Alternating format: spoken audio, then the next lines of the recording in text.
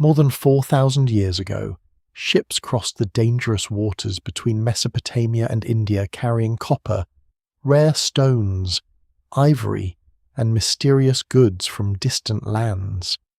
At the center of this vast trading world stood a wealthy island kingdom called Dilmun, a place ancient texts described almost like paradise. But who ruled it?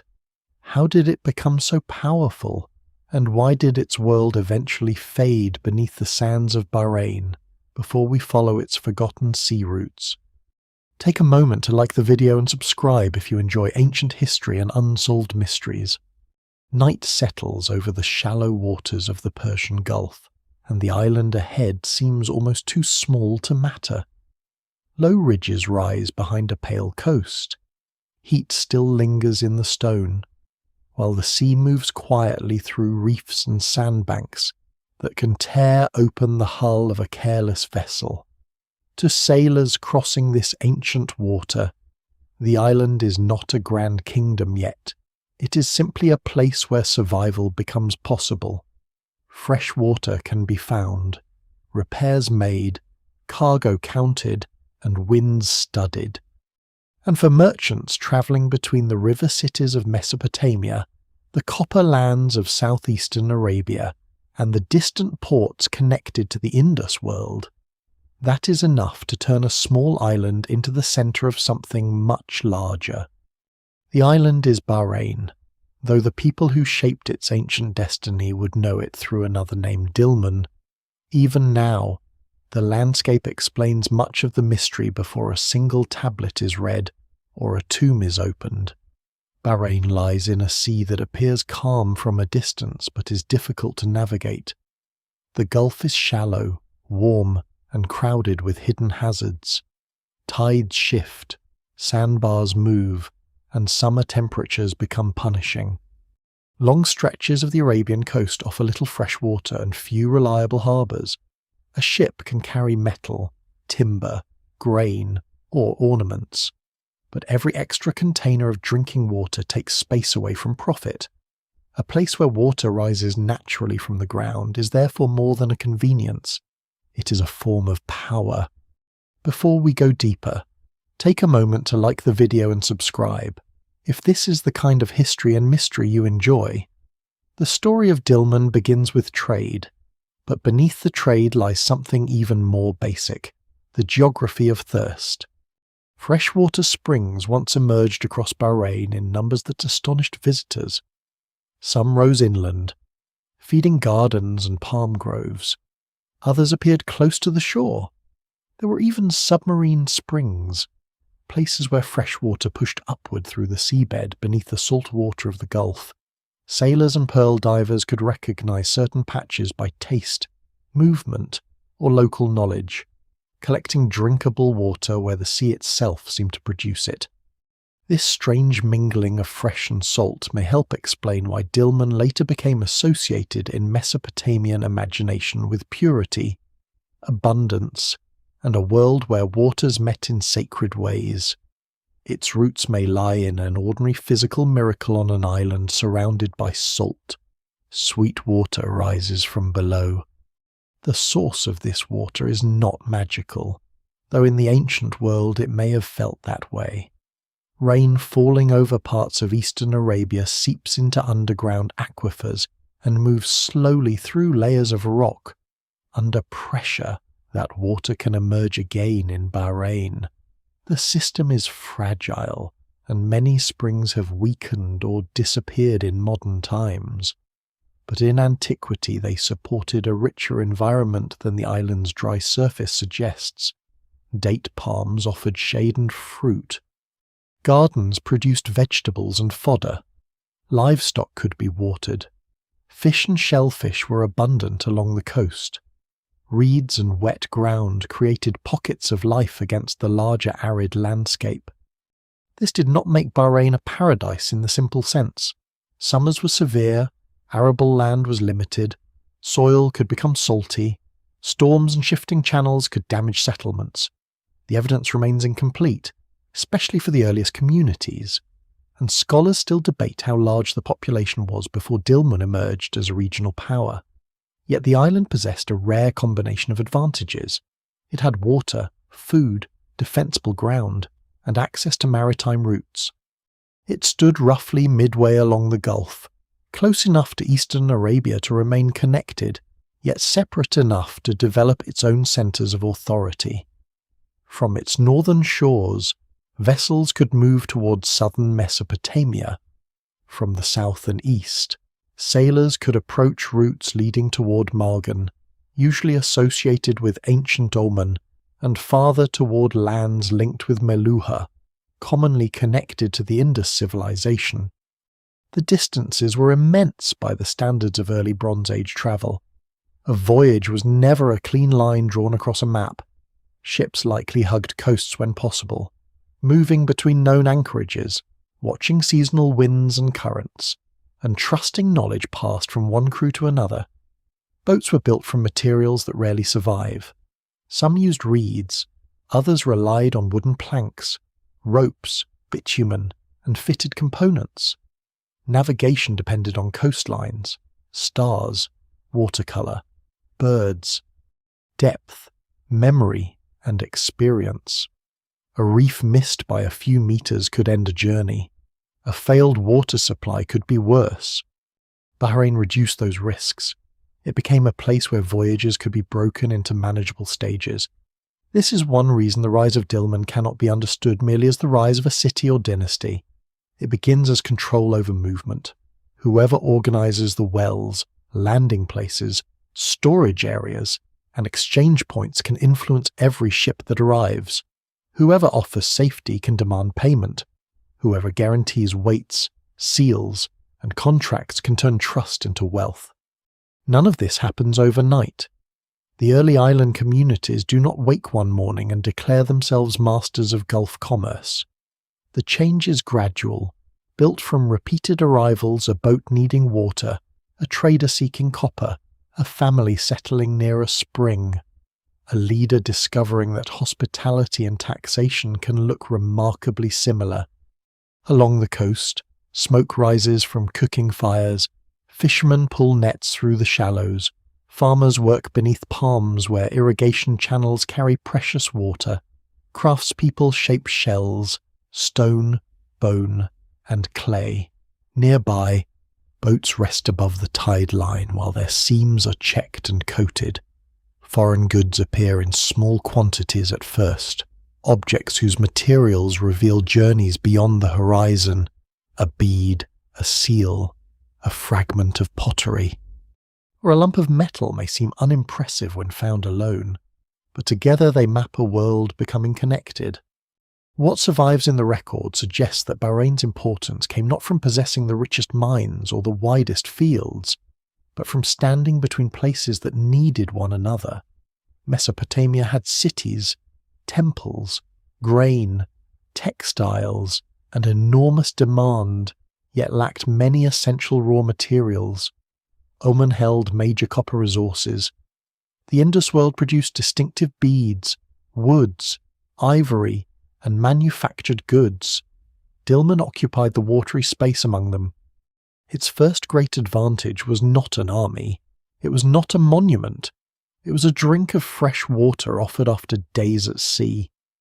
And from that simple necessity an island begins to change. Long before merchants stamped seals into clay or rulers raised monumental buildings, the island's first advantage belonged to people who understood its tides. They knew where fish gathered in the shallows, where shell beds could be harvested, where reeds grew beside wet ground, and where a boat could be pulled safely above the waterline. Their world was smaller than the commercial system Dilmun would later command, but it was not isolated.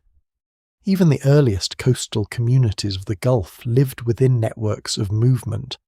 Stone, shell, pottery, food, and ideas travelled between settlements, sometimes by short voyages from one visible shore to another, sometimes across distances that would have seemed astonishing to anyone who imagined prehistory as a time of people remaining close to home. The ancient Gulf Coast did not look exactly as it does today. Shorelines shifted as sea levels changed and sediment accumulated. Some places that once stood near open water now lie inland, while other camps and landing points may have been drowned or erased. This makes the earlier story difficult to reconstruct. The evidence remains incomplete, and much of what archaeologists recover consists of scattered tools, broken pottery, animal bones, hearths, and traces of buildings whose upper walls vanished thousands of years ago. Yet these fragments show that the communities preceding Dilmun were already adapting to a demanding environment with considerable skill. Fishing was central. The shallow gulf supported rich marine life, including fish that could be caught close to shore and larger species pursued farther out. Nets, hooks, traps, spears, and baskets may all have played a role. Shellfish could be collected in tidal areas, while turtles, dugongs, and seabirds were occasionally hunted. The sea provided food, but it also supplied materials. Shells became ornaments, tools, containers, and objects of exchange. Pearls may have been valued long before written records describe the Gulf's later pearl economy, although direct evidence for organised pearl diving in the earliest periods remains limited. A settlement near the shore carried the smells of smoke, drying fish, damp rope, and salt. Boats required constant maintenance. Organic materials decayed quickly in the heat, and salt water damaged cordage and wood. A vessel that appeared simple was the product of accumulated knowledge which reeds could be bundled, which timbers could bend, which fibres held under strain, and which substances sealed a hull against leakage. Bitumen, naturally occurring in parts of Mesopotamia and neighbouring regions, became especially important in maritime technology. Hardened pieces bearing impressions of reeds or planks suggest that boats were coated with it, creating waterproof surfaces strong enough for Gulf travel. The communities living on Bahrain were not sustained by the sea alone. Fresh water allowed cultivation, and cultivation gave settlement a stability that seasonal fishing camps could not provide. Date palms eventually became one of the foundations of island life. They offered fruit, shade, fibre, wood, and protection for smaller crops grown beneath their canopy. Grains and vegetables could be cultivated where soil and water permitted. Goats, sheep, and cattle supplied meat, milk, hides, and labour. Though maintaining animals on a limited island landscape required careful management, water determined where people could remain. A spring was not merely a natural feature but the centre of a social landscape. Paths led toward it, gardens spread around it, animals gathered near it. Families depended on agreements over access, maintenance, and distribution. Someone had to clear channels, repair embankments, settle disputes, and decide how much water could be diverted without damaging the needs of others. These practical responsibilities may have helped create the first forms of local authority. Before kings ruled Dilmun, smaller leaders likely gained influence by organising labour and protecting resources. This was not yet a centralised state. Villages may have operated with considerable independence, and the political relationships among them remain uncertain. Archaeologists cannot simply read institutions from ruined walls. A large house does not automatically prove the existence of a chief, and an imported object does not reveal who controlled it. Still, differences in burial treatment, access to foreign goods, and settlement organisation suggest that social distinctions developed gradually. Certain families may have accumulated prestige through successful voyages, control of land, ritual responsibilities, or the ability to mediate exchange with outsiders. The sea rewarded knowledge, but it also rewarded connections. A sailor who knew one harbour was useful, a sailor who knew 10 harbours, several dialects, reliable partners, and the location of fresh water was powerful. Exchange depended on trust because long-distance trade could not be supervised continuously. A merchant might hand goods to an intermediary who would disappear beyond the horizon for weeks or months. Cargo could be lost to weather, theft, shipwreck, or political conflict. Agreements had to survive distance. Before formal commercial systems appeared, trust may have been maintained through kinship, repeated partnerships, gifts, shared rituals, and personal reputation. A visitor who cheated one settlement could find neighbouring harbours closed to him. A family known for honest exchange could build relationships across generations. These invisible networks were as important as boats. They prepared the social foundations on which Dilmun's later prosperity would rest. Bahrain's inhabitants also learned to recognise the value of being in the middle. They did not need to produce every commodity themselves. They could receive goods from one region, store them, divide them into smaller quantities, combine them with local products, and send them onward. A cargo arriving from southern Mesopotamia might include grain, textiles, or manufactured items. From eastern Arabia came stone and metal. From coastal communities farther east came shells, beads, timber, and unfamiliar materials. At first, this exchange may have been irregular, shaped by seasonal journeys and personal contacts. Over time, repetition created routes, and routes created expectations. A boat arriving at the island could now expect more than water. It might find people able to translate, negotiate, repair equipment, provide food, hire labour, or arrange onward transport. That concentration of services attracted more traffic. More traffic created greater demand for storage and protection. Goods waiting beside a beach were vulnerable, so enclosed compounds and guarded spaces became valuable. Surplus food was needed to support sailors and craftspeople who were not farming every day. Standard measures became useful because arguments over quantities slowed trade. Leadership became more permanent because commerce did not pause when one influential elder died. Lesser-known clues to these early connections survive in pottery styles. Ceramic vessels are fragile, yet their broken pieces endure. Clay composition, decoration, firing techniques, and shape can reveal contact between distant communities. A jar made in one region and discovered in another may indicate trade, migration, imitation, or the movement of food and liquids. No single fragment tells the whole story, but patterns of distribution reveal that the Gulf was not an empty barrier between civilizations. It was a corridor occupied by skilled maritime communities. Those communities created the conditions for Dilmun before the name carried political weight. They mapped reefs, learned the winds, managed fresh water, cultivated narrow strips of fertile land, and developed relationships along the coasts. Their achievements were practical rather than monumental, which is why they are easy to overlook. There are no famous conquerors at this stage, no royal inscriptions announcing victory, and no towering palace dominating the shore.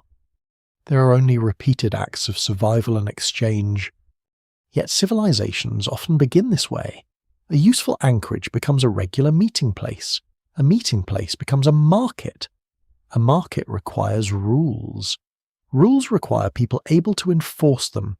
Wealth accumulates, social differences sharpen, and temporary authority hardens into institutions. The island that once served passing sailors begins to control what those sailors can obtain and where their cargo can go. By the time distant scribes begin pressing the name Dilmun into clay, the transformation is already underway. The first time Dilmun enters history clearly, it does not appear as a ruined city or a line of kings. It appears as a name pressed into wet clay by scribes hundreds of kilometers away, in the cities of southern Mesopotamia, where rivers feed fields and temples dominate the skyline. Officials record shipments, offerings, debts, and foreign goods. Among those records, Dilmun emerges as a place connected to trade across the Gulf. The name is brief, almost casual. Yet its presence changes everything. It means that the island communities are no longer merely participants in scattered exchange. They have become recognizable to one of the world's earliest literate civilizations. Writing in Mesopotamia begins largely as a tool of administration. Grain must be counted, labor must be assigned, animals must be tracked. Temples and palaces depend on records because large institutions cannot function through memory alone. Over time, those records expand beyond local affairs. Foreign lands appear because foreign materials matter. Mesopotamia possesses rich soils and powerful cities, but it lacks many resources essential to urban life. Good building stone is scarce in the southern plains. Timber must often be imported. Copper, precious stones, ivory, and exotic woods come from beyond the river valleys. The search for these materials pulls merchants outward, and the clay tablets follow them. Dilmun is mentioned in texts dating back to the late 4th and 3rd millennia BCE, though the earliest references are not always easy to interpret. Names shift. Geographical knowledge is uneven, and scribes sometimes describe distant places through commercial labels rather than precise maps. Scholars still debate how consistently the term Dilmun referred to Bahrain in every period. At times, it may have described a broader network that included parts of eastern Arabia and neighbouring islands. But as the Bronze Age progresses, Bahrain becomes increasingly difficult to separate from the heart of Dilmun's political and commercial world. In administrative records, Dilmun is practical. It is connected to boats, merchants, goods, and official transactions. A ship from Dilmun is not a mythic object. It is a commercial fact. Cargo arrives, quantities are measured, and intermediaries are named. These documents reveal a world of organized movement rather than isolated adventure. Trade across the Gulf is regular enough to be recorded, taxed, and expected. One of the most revealing figures to appear in this written world is the merchant associated with Dilmun trade. Such men likely operated between several economic systems. They had to understand Mesopotamian accounting, regional measures, shipping risks, and the customs of foreign ports. Some may have lived for long periods outside their homeland. Others work through agents. Their identities survive only faintly, often as names attached to transactions. But they represent the human machinery behind Dilmun's rise. The goods connected with Dilmun were not always produced there. This is essential to understanding its power. Dilmun's importance came from its position as an intermediary. Copper from Magan could arrive through its ports. Materials from lands farther east could be gathered, stored, and redirected. Mesopotamian products moved in the opposite direction, to a scribe in Ur or Lagash. The label Dilmun may therefore have referred not only to the origin of a cargo, but to the commercial system through which it passed. Yet the written image of Dilmun does not remain purely economic. Over time, Mesopotamian literature transforms it into something more distant and luminous. In myths and religious compositions, Dilmun becomes a land associated with cleanliness, brightness, abundance, and divine favour. It is described as a place unlike the crowded, dusty cities of the alluvial plain. Disease, decay, and ordinary suffering seem absent or diminished. Fresh water plays a central role. The land is blessed when waters flow, and life flourishes where dryness once prevailed. This mythical Dilmun is not a straightforward description of Bahrain. Ancient literature does not function like a travel report. Gods move through symbolic landscapes, and geography becomes part of a moral and sacred order. Still, the connection between myth and physical reality is difficult to ignore. Bahrain's freshwater springs, rising from an arid island surrounded by salt water, would have seemed extraordinary to visitors from regions where irrigation depended on rivers and canals. The island's green gardens, date palms, and flowing springs may have encouraged stories of a pure land set apart from ordinary existence. Dilmun also appears in traditions connected with the search for immortality. In the Epic of Gilgamesh, the survivor of a world-destroying flood lives far away, beyond dangerous waters, in a place at the edge of human reach. The geography is poetic and uncertain, and no single location can be identified with confidence. Yet later readers often associated this distant realm with Dilmun, because both occupy the eastern horizon of Mesopotamian imagination. The link is suggestive rather than conclusive. What survives in the record suggests that Dilmun became more than a trading partner. It became a direction in which Mesopotamians projected ideas of purity, origins, and escape from death. That transformation reveals how foreign places acquire double identities.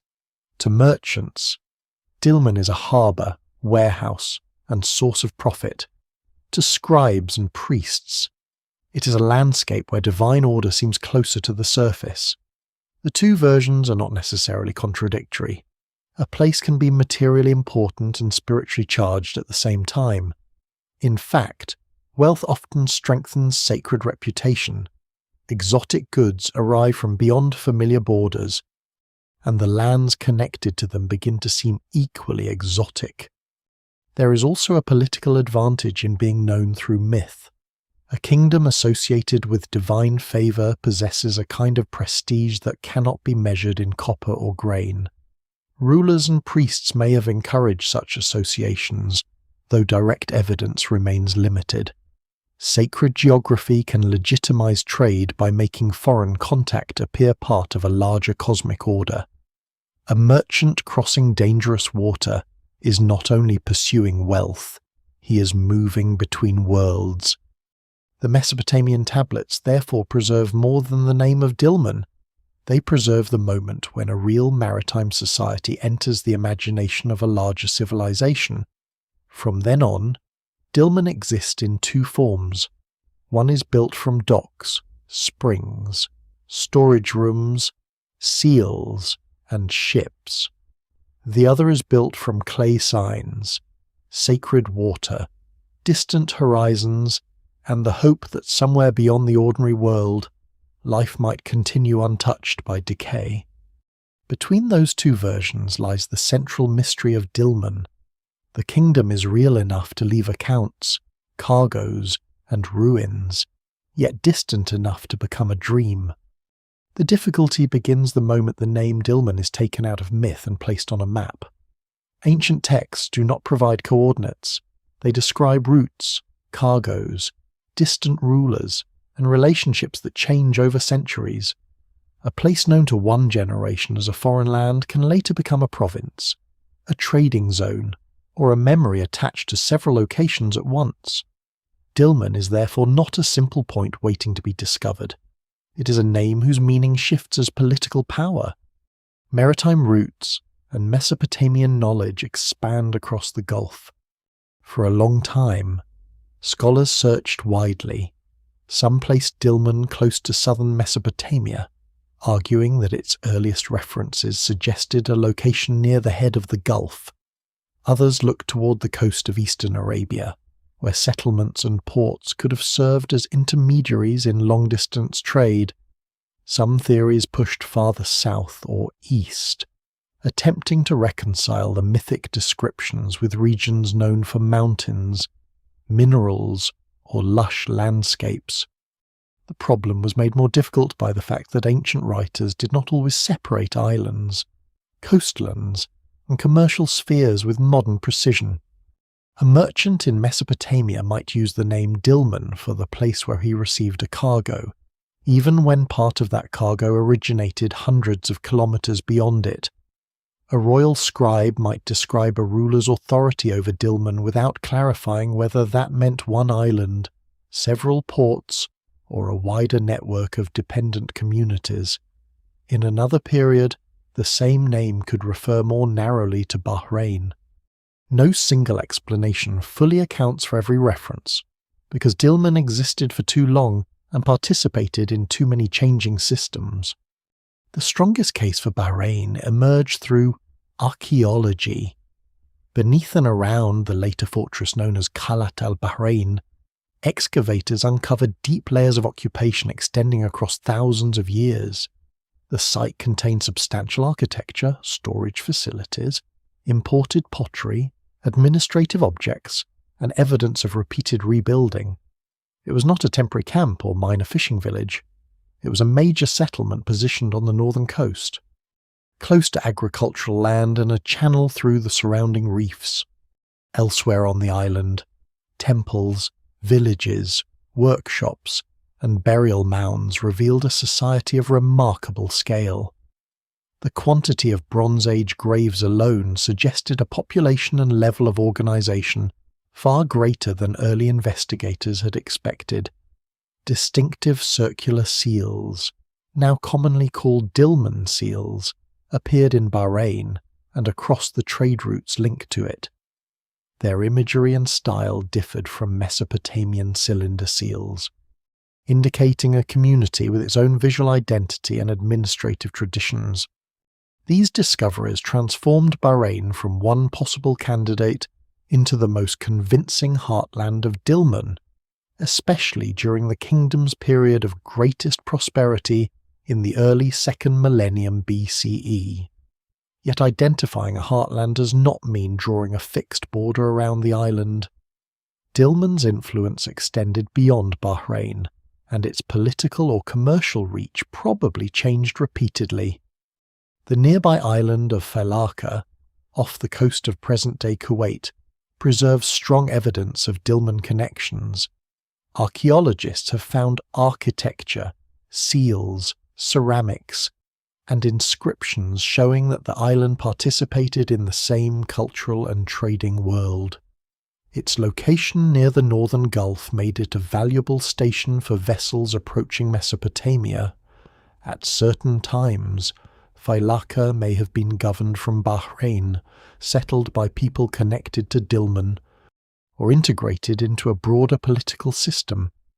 The exact relationship remains debated, but the connection is too strong to dismiss as occasional trade alone. Eastern Arabia also formed part of this wider sphere. Settlements along the coast had access to inland routes, oases, pastoral communities, and resources moving from the Arabian Peninsula toward the sea. Dilmun's merchants could not control Gulf trade without cooperation from these coastal communities. Some may have accepted Dilmun authority, while others remained independent partners or rivals. The archaeological record rarely reveals the difference clearly. A seal found far from Bahrain might belong to an official, a travelling merchant, a local imitator, or someone using a trusted foreign symbol to conduct business. This uncertainty is important because ancient commercial power did not always resemble a modern territorial state. Dilmun may have controlled key nodes rather than every stretch of land between them. A harbour, freshwater source, island station, and warehouse could matter more than large areas of desert. Authority followed routes. It concentrated where ships stopped, goods changed hands, and agreements had to be enforced. The geography of Dilmun was therefore both physical and functional. Bahrain formed its central base because it offered fresh water, agriculture, population, and protected access to maritime traffic. Failaka helped connect that base to the northern Gulf. Eastern Arabian ports linked island commerce to mainland resources and caravan routes. Farther south, contacts with Magan brought copper and stone. Farther east, the networks associated with Maluha carried goods from the Indus world. Dilmun stood in the middle, but its exact shape depended on how far its influence reached at any given moment. Ancient texts add hints but rarely certainty. Some describe rulers of Dilmun, confirming that the name could refer to a recognized political entity. Others refer to ships, merchants, or goods in ways that suggest a commercial region. Later, Mesopotamian kings claimed authority over Dilmun or received tribute from it. But royal claims were often broader than actual control. A distant land could be declared conquered after a single successful expedition or diplomatic submission. The language of empire was rarely modest. Modern borders make the puzzle seem more confusing than it would have appeared to ancient sailors. Today, Bahrain, Kuwait, Saudi Arabia, Iraq, Oman, Iran, Pakistan, and India are separate states with sharply defined territories. In the Bronze Age, the sea connected communities more directly than many inland barriers did. Sailors thought in terms of days between water sources, seasonal winds, safe channels, and familiar landing places. Cultural boundaries could overlap. A person might use one style of pottery, another system of weights, and a seal belonging to a commercial tradition centered elsewhere. This is why the search for Dilmun cannot end with the statement that Dilmun was Bahrain, even though Bahrain was almost certainly its core. The kingdom was also a network, a reputation, and a zone of trust extending across the Gulf. Its boundaries moved with prosperity. When trade expanded, Dilmun's influence spread along the routes. When commerce weakened, the political centre contracted toward the places it could still support and defend. The island at the heart of this system now begins to reveal its true scale. Beneath later walls, beneath palm gardens and modern roads, lies a settlement built not merely to receive passing boats, but to command the movement of goods through the Gulf. The search for Dilmun has found its centre. What remains is to enter the harbour where that centre took physical form. At the northern edge of Bahrain, the ground rises only slightly above the surrounding plain, yet beneath that modest elevation lies the accumulated weight of centuries. Walls stand on walls, floors cover older floors, storage rooms, streets, houses, temples, and fortifications have been built, abandoned, buried, and rebuilt so many times that the settlement has become a layered hill of human occupation. Today the place is known as Qalat al-Bahrain, the Fort of Bahrain. But the visible fortress belongs to a much later age. The deeper story begins below it, where archaeologists found the harbour city that gave Dilmun its commercial heart. The site occupies a carefully chosen position. To the north lies the Gulf. To the south and west stretch areas once fed by springs and cultivated with date palms, grain, and garden crops. A natural channel through the reefs allowed vessels to approach the coast more safely than they could along many neighbouring shores. From the water, sailors could reach warehouses and landing places without dragging cargo across miles of exposed shallows. From inland, farmers could supply food, water, fibres, and animals to the settlement. The location joined sea and garden, commerce and survival, in one defensible space. The earliest occupation was relatively small, but over time the settlement expanded. Mud brick buildings grew denser, streets became more organised, large structures appeared beside domestic quarters. Repeated rebuilding suggests that this was not a temporary marketplace used only during favourable seasons. People lived here permanently. Families cooked, repaired tools, raised children, buried their dead, and watched foreign ships arrive along the coast. The harbour was not separate from ordinary life. It existed within a town whose population depended on trade but also on agriculture, fishing, craft production, and the complicated routines of a growing urban centre. Mud brick dominated construction because stone and timber were limited. But mud brick is both durable and vulnerable. In a dry climate, thick walls can survive for generations if maintained. When roofs fail and rain enters, they collapse into compact masses of earth. New builders level the ruins and construct directly above them. This process creates the mound archaeologists call a tell. At Qalat al-Bahrain, Each layer preserves a different version of the settlement. Though not with perfect clarity, later foundations cut through earlier rooms, erosion removes surfaces, objects move from one context to another. The evidence remains incomplete, and the sequence must be reconstructed from architecture, pottery, seals, radiocarbon dates, and countless small fragments.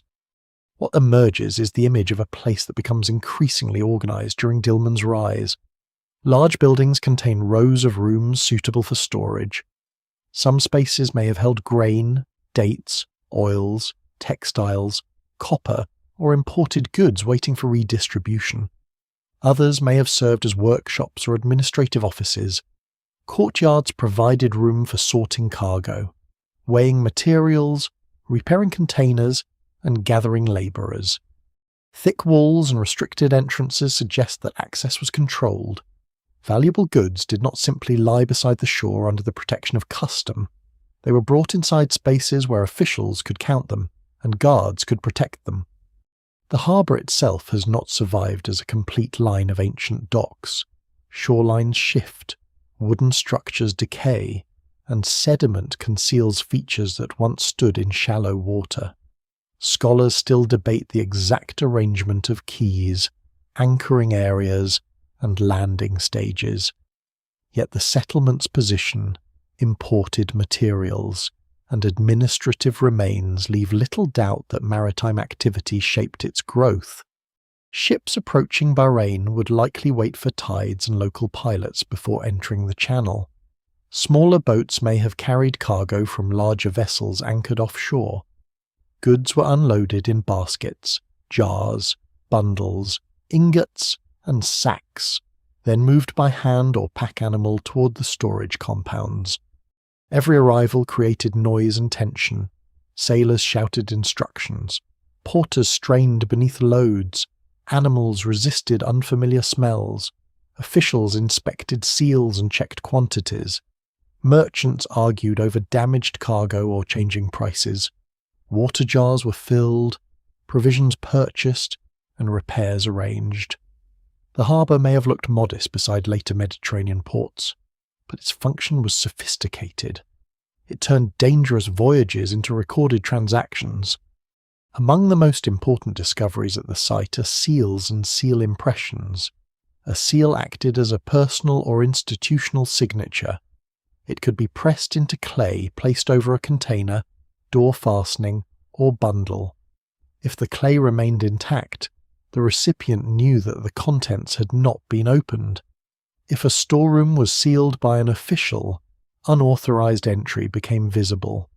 In a world without paper documents attached to every shipment, these small carved objects carried identity and authority. Their presence at Qalat al-Bahrain suggests a system in which goods were not only stored, but monitored through recognizable administrative practices. The settlement also contained imported pottery from Mesopotamia and regions farther east. Some vessels arrived with food, oil, or other products. Others may have been valued for their shape or decoration. Broken pottery accumulated in courtyards, drains, and refuse areas, leaving a record of commercial connections more reliable than ancient boasts of conquest. A royal inscription might exaggerate. A foreign jar found in a sealed archaeological layer simply proves that something travelled. Copper fragments and other industrial remains point toward processing as well as exchange. Raw metal could be weighed, divided, tested, and sometimes worked before being sent onward. Furnaces and workshops required fuel, skilled labour, and careful control of heat. Metalworking left ash, slag, broken crucibles, and droplets of copper behind. These traces are small, but they suggest that the port did more than pass cargo untouched from one ship to another. Dilmun's inhabitants added value through sorting, repackaging, manufacture, and trusted certification. As wealth increased, the settlement required protection. Defensive walls rose around parts of the town, built and rebuilt in different periods. Fortification did not necessarily mean constant warfare. Walls controlled entry, displayed authority, and separated official space from surrounding settlement. They protected stored goods from raiders and discouraged rivals from seizing the harbour. Their scale also revealed who could command labour. Hundreds of workers had to carry mud, shape bricks, gather stone, and maintain the structures.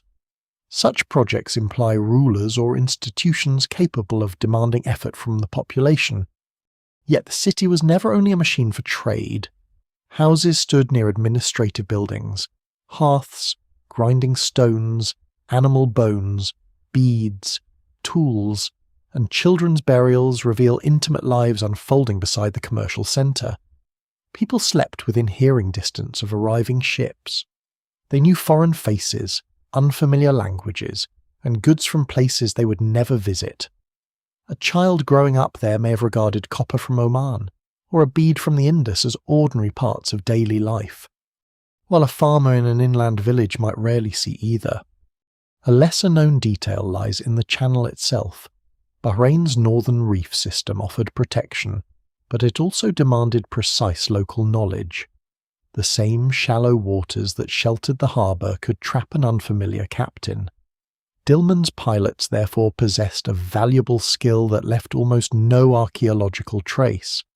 They knew where currents shifted, where sand accumulated, and when a loaded vessel could cross safely. Control of that knowledge may have been as important as control of warehouses.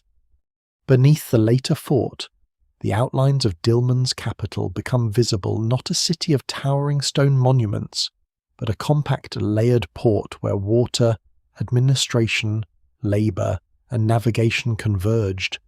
Its walls held goods from 3 worlds, and its harbour converted geography into political power. The island had found the place from which it could govern trade. The next transformation would require turning that harbour's wealth into a state. The wealth moving through the harbour does not organise itself. Copper must be stored where it cannot vanish. Grain must be measured before dampness or insects destroy it. Foreign merchants must know which rules apply, which weights are trusted, and who can settle a dispute before the sailing season changes. Once trade reaches a certain scale, custom is no longer enough.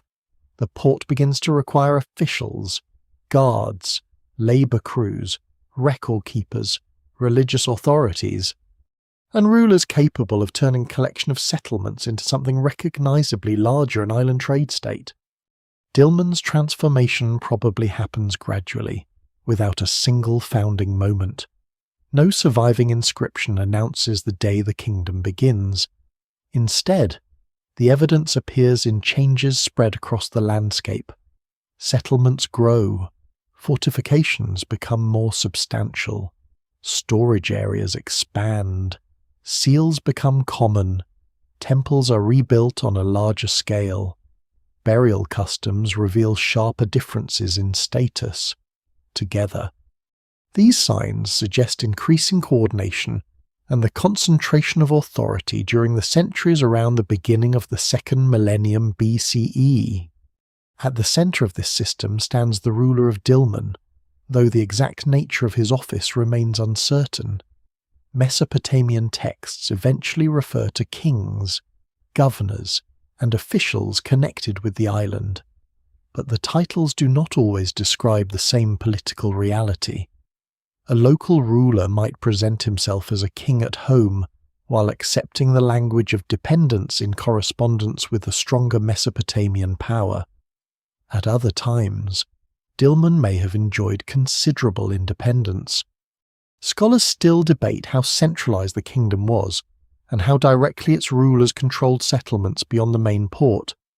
Whatever his title, the ruler's power is likely built less on territorial conquest than on the management of essential systems.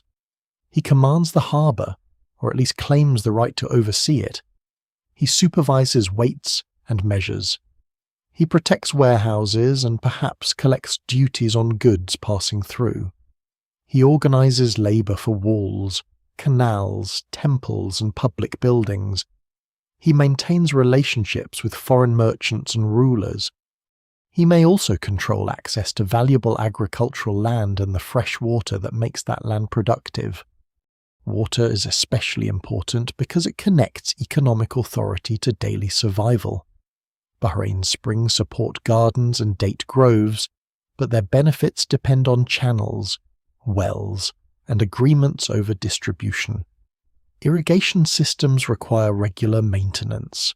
Silt must be cleared, embankments repaired, and disputes settled when one field receives too much while another dries. A ruler who organizes this work can present authority as protection. Taxes and labor obligations become the price of keeping the island fertile. The date palm is one of the quiet foundations of this arrangement. Its fruit can be eaten fresh, dried, stored, pressed, or fermented. Its trunk and fronds provide building material, fuel, baskets, mats, ropes, and shade. Beneath the palm canopy, smaller crops can survive the heat. A well-managed grove produces far more than food. It supports crafts, storage, transport, and trade. Yet a date plantation takes years to mature, which encourages long-term claims over land and water. Families with established groves accumulate security and influence, while those without them may depend more heavily on wage labor, fishing, or service in the port. Surplus from the countryside feeds the town. Grain, dates, fish, livestock products, and vegetables support sailors, guards, craftspeople, administrators, and merchants who are not producing all their own food. In return, the port brings imported tools, pottery, textiles, metals, and prestige goods inland. The island becomes economically integrated. Coastal wealth and agricultural production reinforce one another, and the ruler's authority grows by standing between them. Taxation may not always take the form of coins, which do not yet exist. Payment can be collected in grain, dates, livestock, labor, metal, or a portion of the imported cargo. A ship might owe a fee for using the harbor. A merchant might pay for storage or official protection. Farmers might contribute produce to temple or palace institutions. Workers could be summoned for building projects during seasons when agricultural demands were lower. The details remain partly hidden because Dilmun has not left an archive comparable to those of Mesopotamia, but the scale of its architecture and commerce suggests that resources were being gathered and redistributed systematically. Administrative control depends on standards. A merchant cannot profit if every transaction uses a different idea of weight. Metal is especially sensitive because small differences matter. Copper may arrive in large pieces and leave in smaller portions, forcing officials to weigh it repeatedly. Stone weights found across the Gulf reveal connections among commercial systems, while certain Dilmun measures show influence from both Mesopotamia and the Indus world. This is a lesser-known but crucial sign of the kingdom's role. Dilmun does not merely stand between different regions geographically, it helps translate between their economic habits. The same flexibility may apply to language. Merchants arriving from Mesopotamia speak forms of Sumerian or Akkadian. Sailors from Magan bring other tongues. Traders associated with Meluha may speak languages unfamiliar to Western scribes. Interpreters become necessary, especially when contracts, debts, and damaged cargo are involved.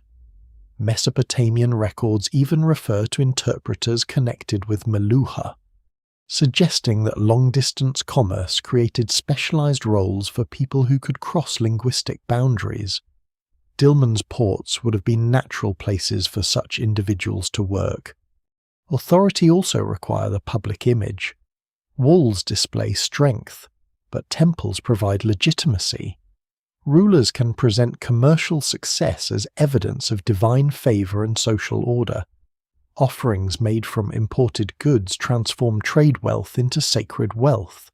Copper, shell, stone, oil, and fine objects placed before the gods demonstrate that the kingdom's connections reach beyond the horizon. Priests, officials, and merchants may belong to overlapping elite families. Their interests join through marriage, property, ritual, and access to foreign exchange. This does not mean the entire island benefits equally. Prosperity creates opportunities, but it also creates hierarchy. Port labour is exhausting. Sailors face storms, disease, shipwreck, and long absences. Farmers remain vulnerable to failed springs, salinized fields, and demands from institutions. Craftspeople depend on materials controlled by merchants. The impressive wealth buried with some individuals contrasts sharply with simpler graves. What survives in the record suggests a society becoming richer and more unequal at the same time. Control may also produce tension between settlements. Communities near the main harbour gain easier access to foreign goods and officials. Inland villages contribute food and labour, but may receive fewer visible rewards. Local leaders might resist central demands or compete for influence at court. The evidence does not preserve these conflicts directly, yet no expanding state is entirely harmonious. Fortifications protect against outsiders, but they can also remind inhabitants where power is concentrated. Dilmun's rulers must balance coercion with reliability. If fees become too high or merchants treated badly, ships can seek alternative ports. If authority is too weak, cargo is unsafe and agreements lose value. The kingdom prospers because it offers enough order to make itself indispensable. Its power is built on trust backed by force, hospitality backed by taxation, and sacred authority backed by control of water and storage. By now the island is no longer simply a convenient stop. It has become an active broker between worlds, shaping how goods move and who profits from them.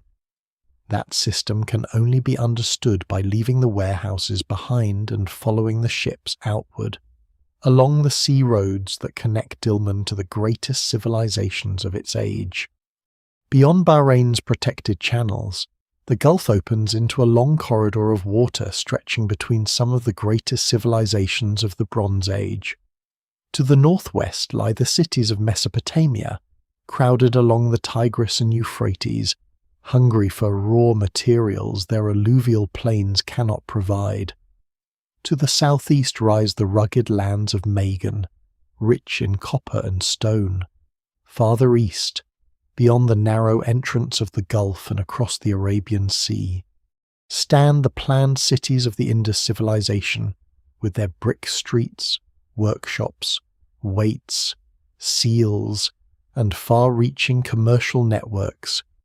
Dilmun occupies the centre of this immense system, not as a passive island between destinations, but as the place where routes meet, cargoes change hands, and distant economies become connected. A ship leaving Bahrain for Mesopotamia does not simply sail north in a straight line. It moves through shallow waters where reefs, sandbanks, and shifting channels demand constant attention. The crew watches the coastline and measures depth with poles or weighted lines. They read the colour of the water, the direction of birds, and the movement of currents around islands. Local pilots may guide vessels through the most dangerous approaches. The Gulf is not an ocean, but its apparent calm is deceptive. Sudden winds can raise steep waves, and heavily loaded craft sit low in the water. A broken steering oar, torn sail, or leaking seam can turn a commercial journey into a struggle for survival. The ships themselves remain one of the great uncertainties of Dilmun's story because wood, rope, reeds, and textiles rarely survive for thousands of years. Archaeologists reconstruct them from bitumen fragments, artistic representations, written references, and later maritime traditions. Some vessels may have been built from bundles of reeds coated with bitumen. Others probably used wooden planks fastened with cords rather than metal nails. Sewn plank construction. in which boards are pierced and tied together with fibre, has a long history around the Indian Ocean. Such hulls could flex in heavy seas, but they required skilled maintenance. Bitumen helped seal gaps, while ropes and mats strengthened vulnerable areas. Timber was precious. Much of southern Mesopotamia lacked large trees suitable for shipbuilding, while Bahrain's own resources were limited. Wood might come from farther north, from Iran, from Oman, or through trade with the Indus region. Every plank represented labour and distance. Damaged parts were repaired whenever possible rather than discarded. A successful port therefore needed carpenters, rope makers, sealers, and suppliers who understood foreign construction methods. Dilmun's harbour likely served as a place where different shipbuilding traditions met and influenced one another. Crews carried more than cargo. They brought food, water, tools, spare cordage, anchors, mats, and containers for trade. Dates were well suited to sea travel because they were compact, nourishing, and resistant to spoilage. Dried fish, grain, and flat bread could supplement them. Fresh water remained the most urgent concern. Clay jars were heavy and breakable, while skin containers could leak or taint their contents. Bahrain's springs allowed vessels to refill before the longest stages of a voyage, giving Dilmun an advantage that no amount of imported wealth could replace. Sailing seasons were shaped by winds and heat. Mariners had to understand when conditions favoured movement in one direction and when they might be trapped in port for weeks. The monsoon system farther east made voyages toward the Indus world especially dependent on seasonal planning. Winds across the Arabian Sea reversed during the year, and sailors who misjudged them could lose an entire trading season. Direct voyages between Mesopotamia and the Indus were possible in theory, but they were risky and demanding. Dilmun reduced that risk by breaking long journeys into stages and allowing cargo to be transferred between crews familiar with different waters. A merchant from Mesopotamia did not necessarily travel all the way to the Indus. He might send textiles, oil, grain, or silver to Dilmun, where local intermediaries exchanged them for copper, beads, ivory, shell, timber, or other eastern goods.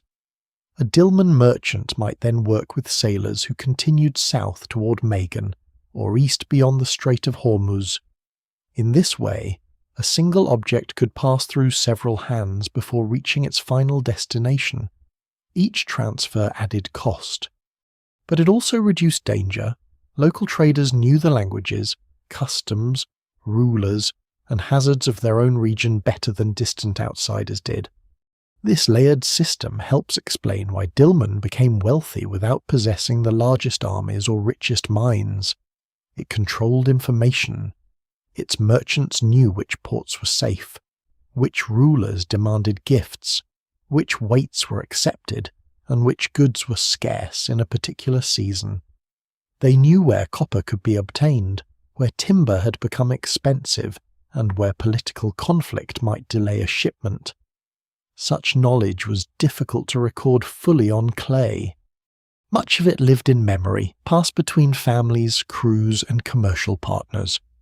Life aboard these vessels was uncomfortable. Space was limited, privacy almost non-existent, and cargo had priority over human convenience. Sailors slept beside jars, bundles, ingots, and animals. Salt-coated skin and clothing. Food became monotonous. Insects entered grain supplies. Water grew warm and stale. A crew might spend days waiting for favourable wind, then work without rest when conditions changed. Illness at sea could be deadly, especially if fever, injury, or contaminated water weakened several men at once.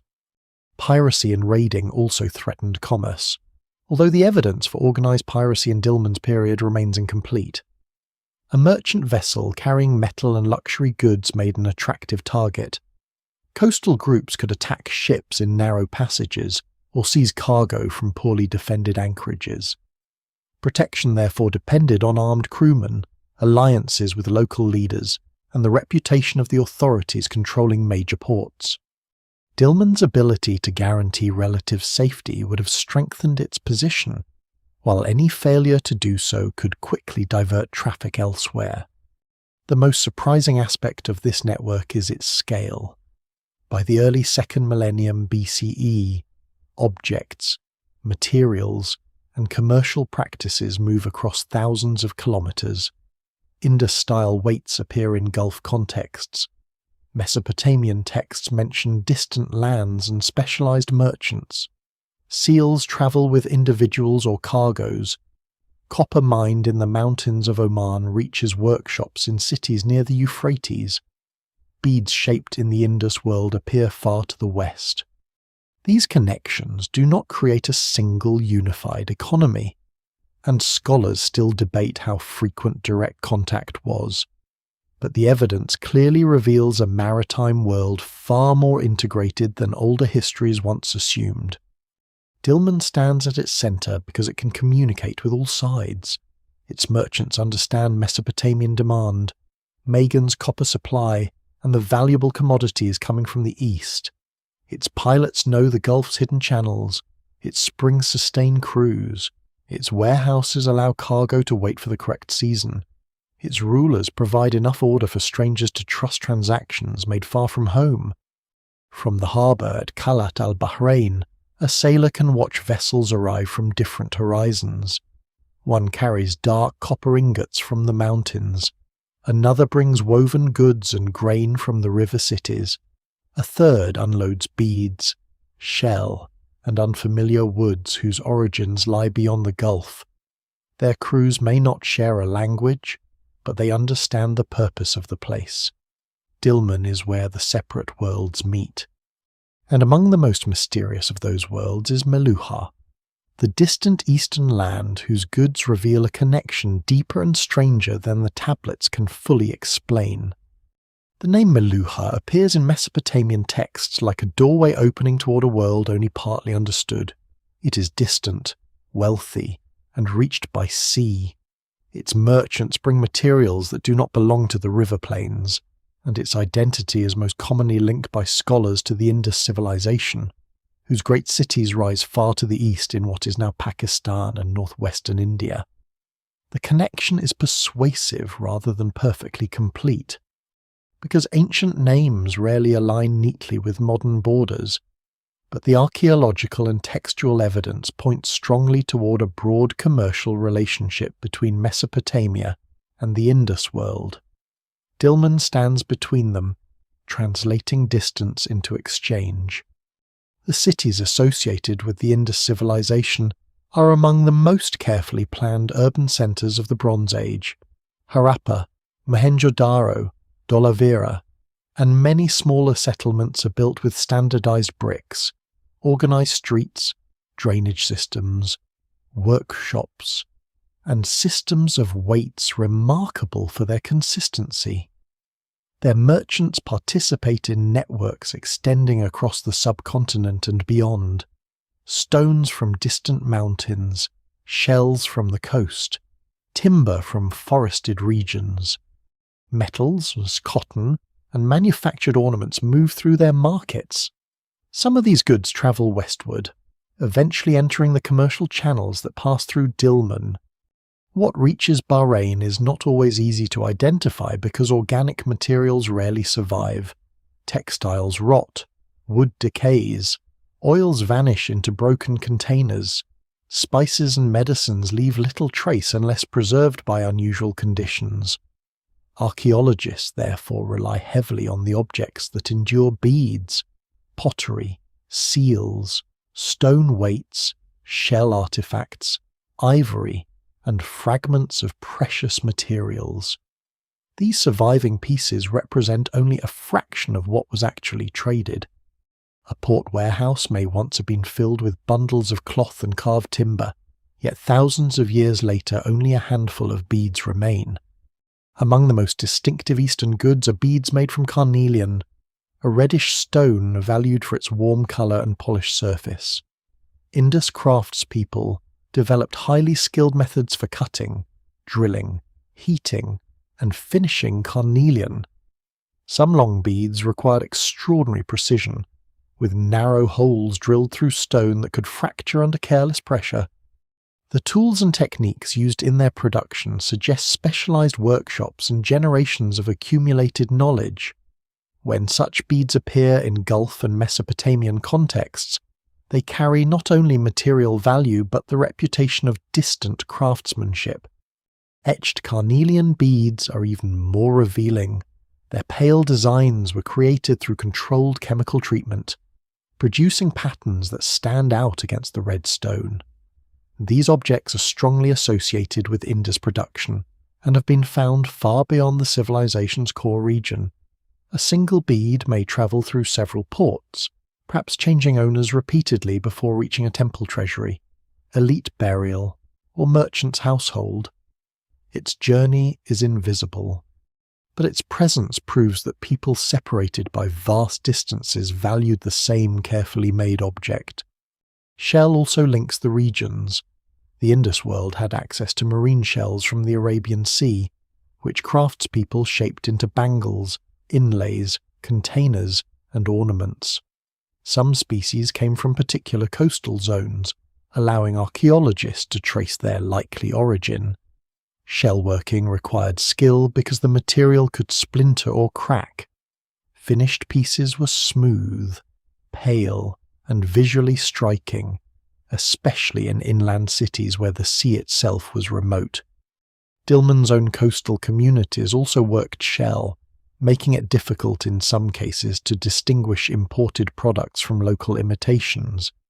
This ambiguity reveals an important feature of trade. Foreign styles could be copied, adapted, and transformed. Ivory may have followed similar routes.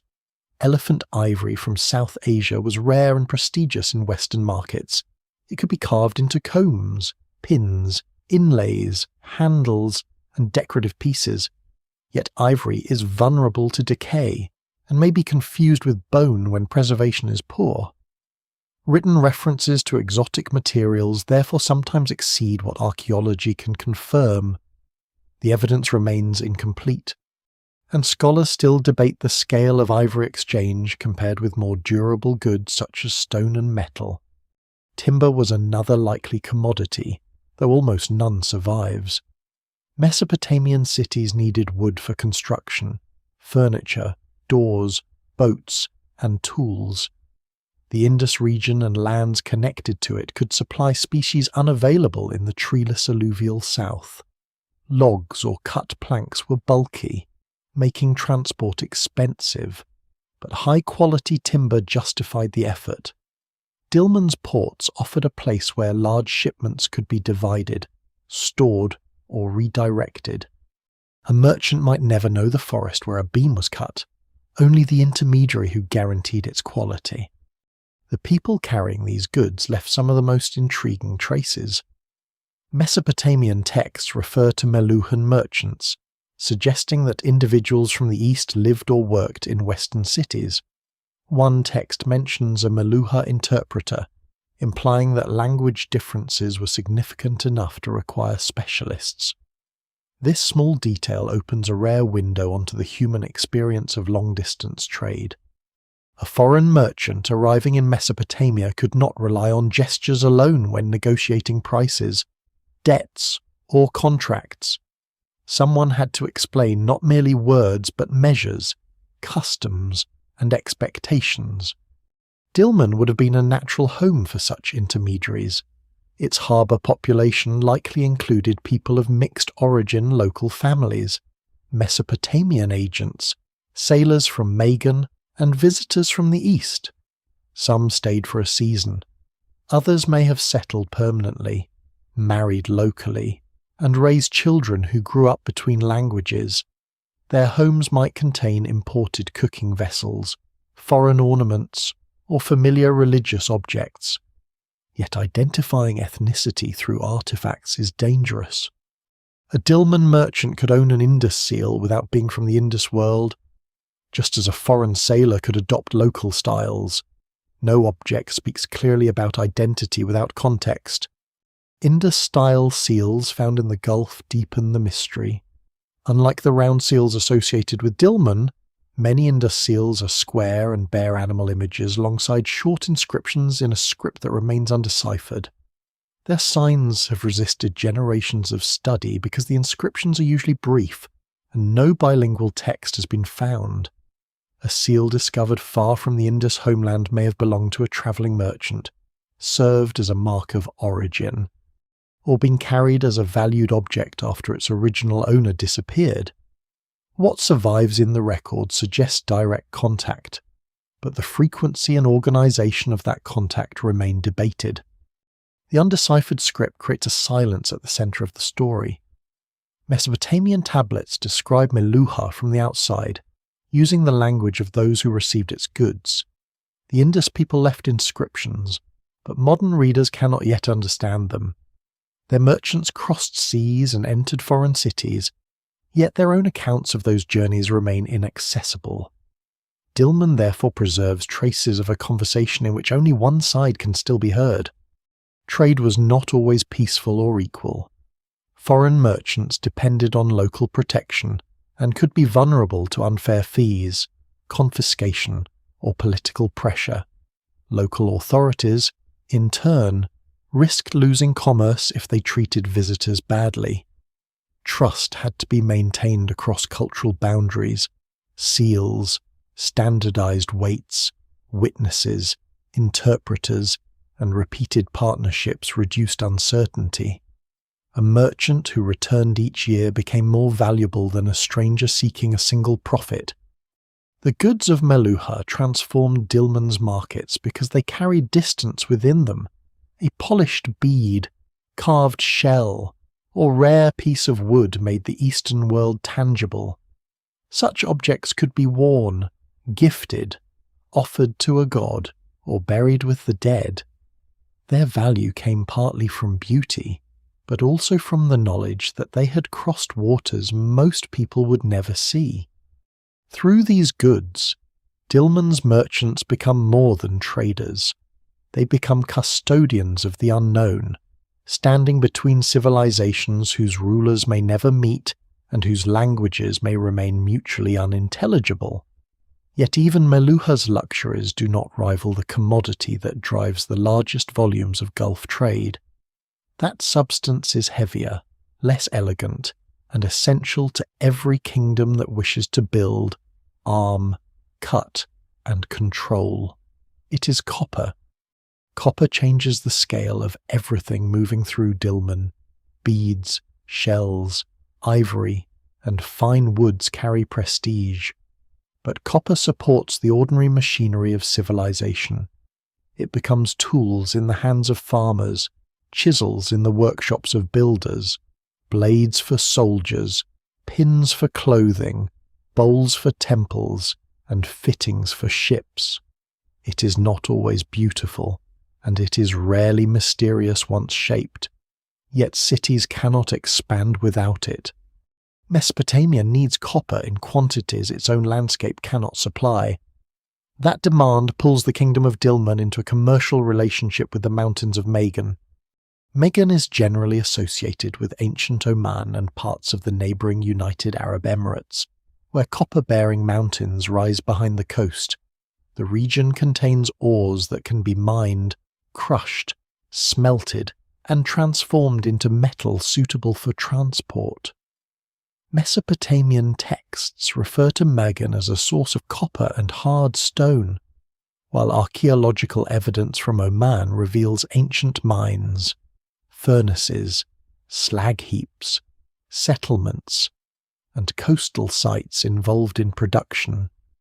The precise boundaries of Magan remain debated, and its political organisation probably changed over time, but its role in supplying metal to the Gulf is clear. The journey begins far from Dilmun's harbour. Miners search exposed rock and follow mineral veins into the mountains. Copper ore does not resemble a finished blade or polished vessel. It must be broken from stone, carried, sorted, and crushed. Some ores show green or blue staining, but recognizing useful deposits requires experience. Mining is dangerous work.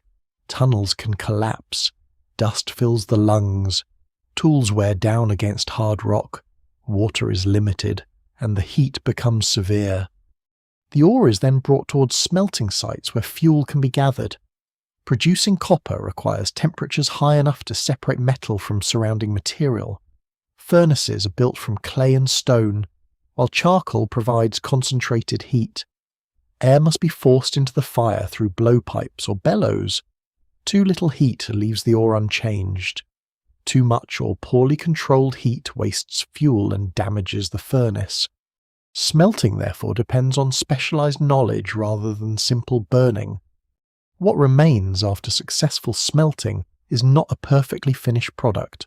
Metal may collect in irregular lumps while slag traps waste and traces of copper. The slag heaps found at ancient sites preserve the scale of production. Though estimating exact output is difficult, some copper may be refined or remelted several times before transport. The evidence remains incomplete because mining landscapes were reused for centuries, and later activity often disturbed earlier workings. Fuel created one of the industry's greatest pressures. Smelting consumed large quantities of wood transformed into charcoal. In an arid region, woodland was not limitless. Repeated cutting could damage local vegetation and force producers to move fuel over increasing distances. Mining communities therefore depended on a broad landscape of labor miners, charcoal makers, furnace specialists, herders, farmers, carriers, boat crews, and leaders capable of coordinating them. A copper ingot represented far more than the metal itself. It condensed the work of an entire region. From the mountains, copper moved toward coastal settlements. Pack animals carried smaller loads along rough tracks, while larger quantities may have travelled through valleys and oasis routes. At the coast, the metal was gathered for shipment. The shape of transported copper varied. It could move as ingots, flat pieces, bars, lumps, or partially processed material. Standard forms made stacking and weighing easier, but no single ingot type dominated every period. Ships carried the metal northward through the Gulf. Copper is dense, and a cargo heavy enough to be profitable could make a vessel difficult to handle. Weight had to be distributed carefully so the hull remained balanced. Too much metal concentrated in one area could strain planks or cause the ship to respond badly in waves. Containers of lighter goods, food, and water were arranged around it. Every crew sailing with copper understood that wealth could become ballast, and ballast could become a grave. Dilmun's position made it an ideal receiving station. Metal arriving from Magan could be unloaded, inspected, weighed, stored, and divided into shipments suitable for Mesopotamian buyers. Some cargo may have remained in Bahrain for local workshops. Other portions were sent north almost immediately, while larger reserves waited for demand or favourable sailing conditions. Warehouses protected copper from theft more than from decay.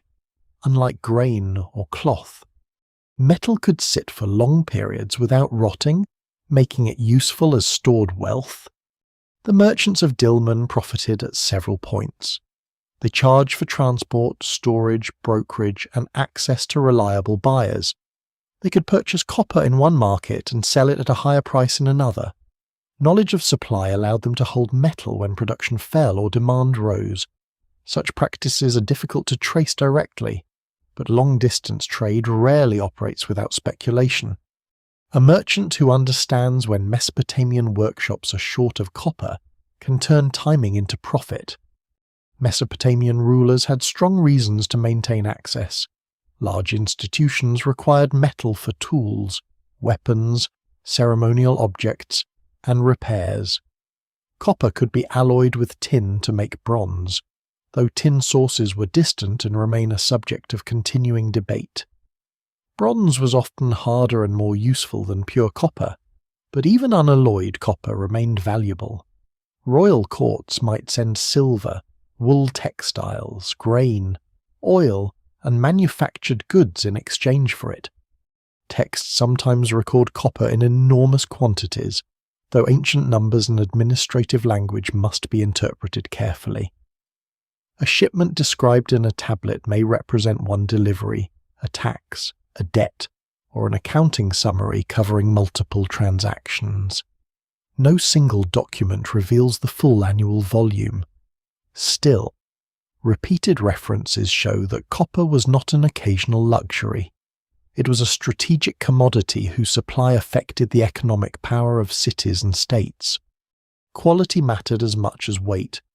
Copper could contain impurities that changed its color, hardness, or behavior during casting. Buyers needed confidence that an ingot matched its stated value. Dilmun's officials or merchants may have tested metal through appearance to fracture, weight, or sample melting.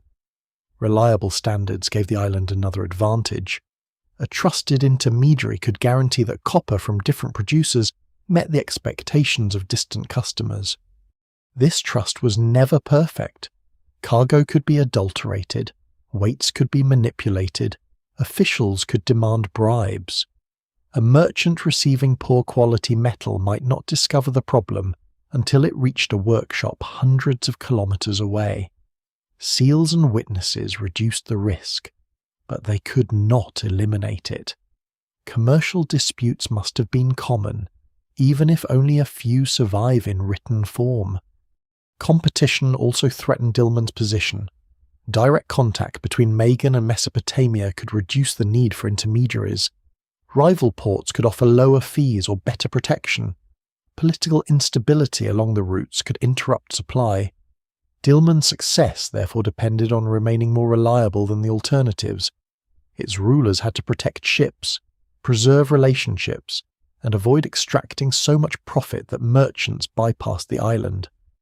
At the height of this system, copper flows through Bahrain in quantities that reshape the kingdom.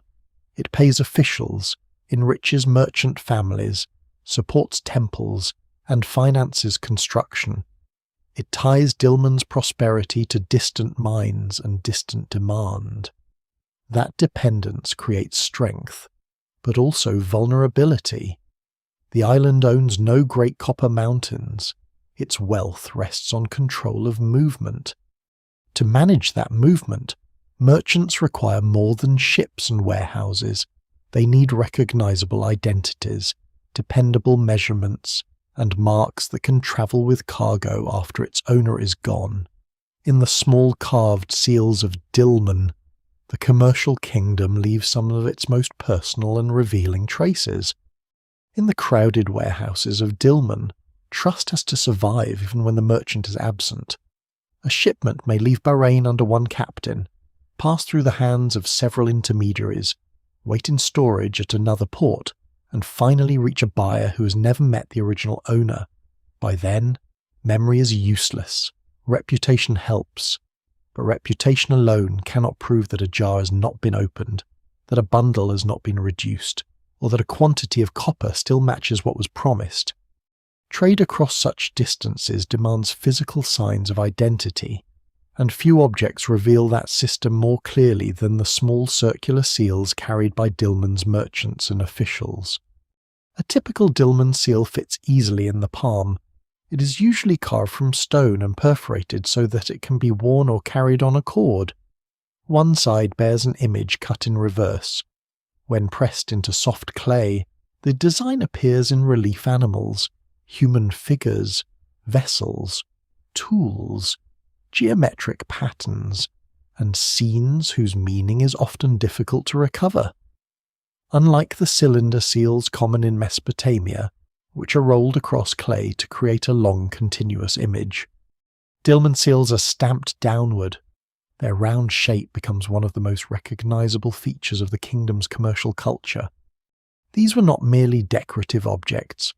A seal represented a person, household, office, institution, or commercial identity. Clay could be placed over the knot of a tied container, across the fastening of a door, or around the neck of a jar. The seal owner pressed the carved face into it, leaving a mark that was difficult to reproduce without access to the original object. If the clay was later broken, the interference became visible. The system did not prevent theft, but it revealed when a protected space or package had been opened. In a storeroom filled with similar jars and bundles, the impression also helped identify ownership. One merchant's cargo could be distinguished from another's without unpacking everything. Officials could mark goods already inspected or taxed. A seal impression might indicate who accepted a delivery, who witnessed a transaction, or which authority controlled a warehouse. The exact rules are not preserved in a surviving Dilmun legal archive, so scholars still debate how specific designs were used, yet the repeated appearance of seals in administrative contexts shows that they were part of an organized system rather than personal ornaments alone. Their imagery offers a strange, incomplete gallery of Dilmun society. Some show pairs of animals arranged symmetrically, others depict boats, drinking scenes, human figures, horned creatures, or objects that may be ritual furniture. Certain motifs resemble those found in Mesopotamia, while others show connections with the Indus world or local traditions. This mixture is exactly what might be expected from a kingdom standing between several cultural zones. Images travelled with merchants just as materials did, but they were rarely copied without change. Dilmun artists adapted foreign ideas into a distinct visual language. One lesser-known feature of these seals is the presence of carved marks on their reverse sides. Some carry parallel grooves, dotted circles, or other patterns that may have helped identify workshops, owners, or periods of production. Others show signs of repair or repeated wear, suggesting that they were used over long periods. A seal could remain with an individual for much of a working life, accumulating associations that no modern catalogue can recover. It may have been inherited, transferred, or deliberately buried with its owner. Because seals were portable, they also map movement. Dilmun seals have been found beyond Bahrain, including sites in eastern Arabia, the northern Gulf, Mesopotamia, and regions connected to Magan. Their distribution does not automatically prove political control. A single seal might have travelled with one merchant, been traded as an object, or remained in use after its owner settled abroad. Larger patterns, however, reveal the reach of Dilmun's commercial community. Wherever its merchants conducted business, their stamped identities could appear in clay. Seals alone could not guarantee fair exchange. A shipment also had to be measured, and measurement presented its own problems. Copper, grain, oil, wool, and other goods were valued according to weight or volume, but different regions used different standards. A unit familiar in Mesopotamia might not correspond exactly to one used in Magan or the Indus cities. Even slight differences created significant losses when cargoes were large. Stone weights provided a solution. Carefully shaped pieces could represent known quantities and be compared against balances. Some were plain, while others followed recognizable forms. Merchants carried their own sets or relied on weights maintained by authorities in trusted ports. Dilmun's position between major economic systems meant that its traders had to understand more than one standard. They may have converted between systems in much the same way later money changers converted currencies.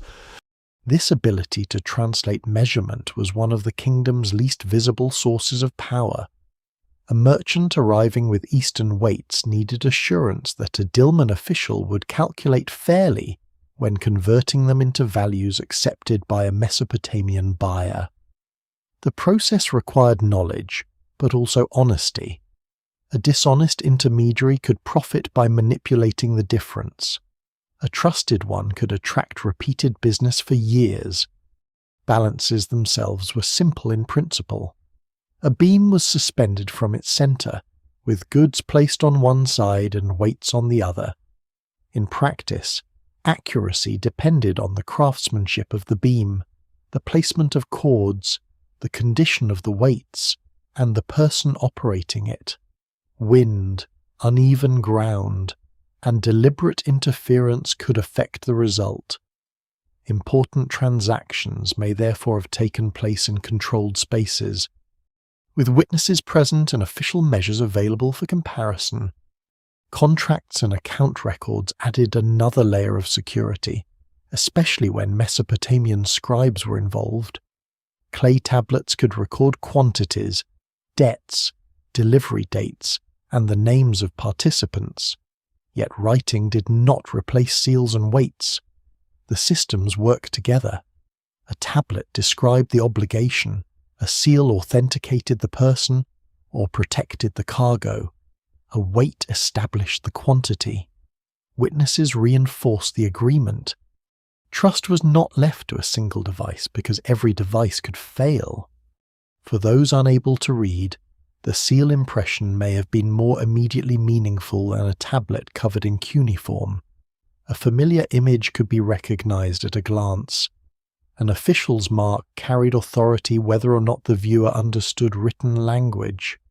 In a multilingual port, this visual system was especially useful. Sailors from distant regions might not share words, but they could recognize an unbroken seal or watch a balance reach equilibrium. Fraud remained possible, seals could be stolen, impressions could be copied, weights could be altered by shaving or adding material. Clay closures could sometimes be removed and replaced. Commercial systems do not eliminate deception. They make deception more difficult and punishable.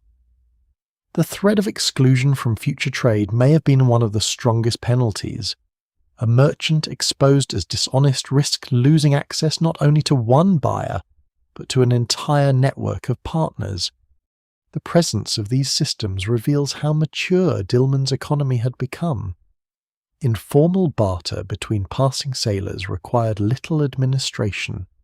A kingdom handling regular cargoes from several civilizations required standards that strangers could trust.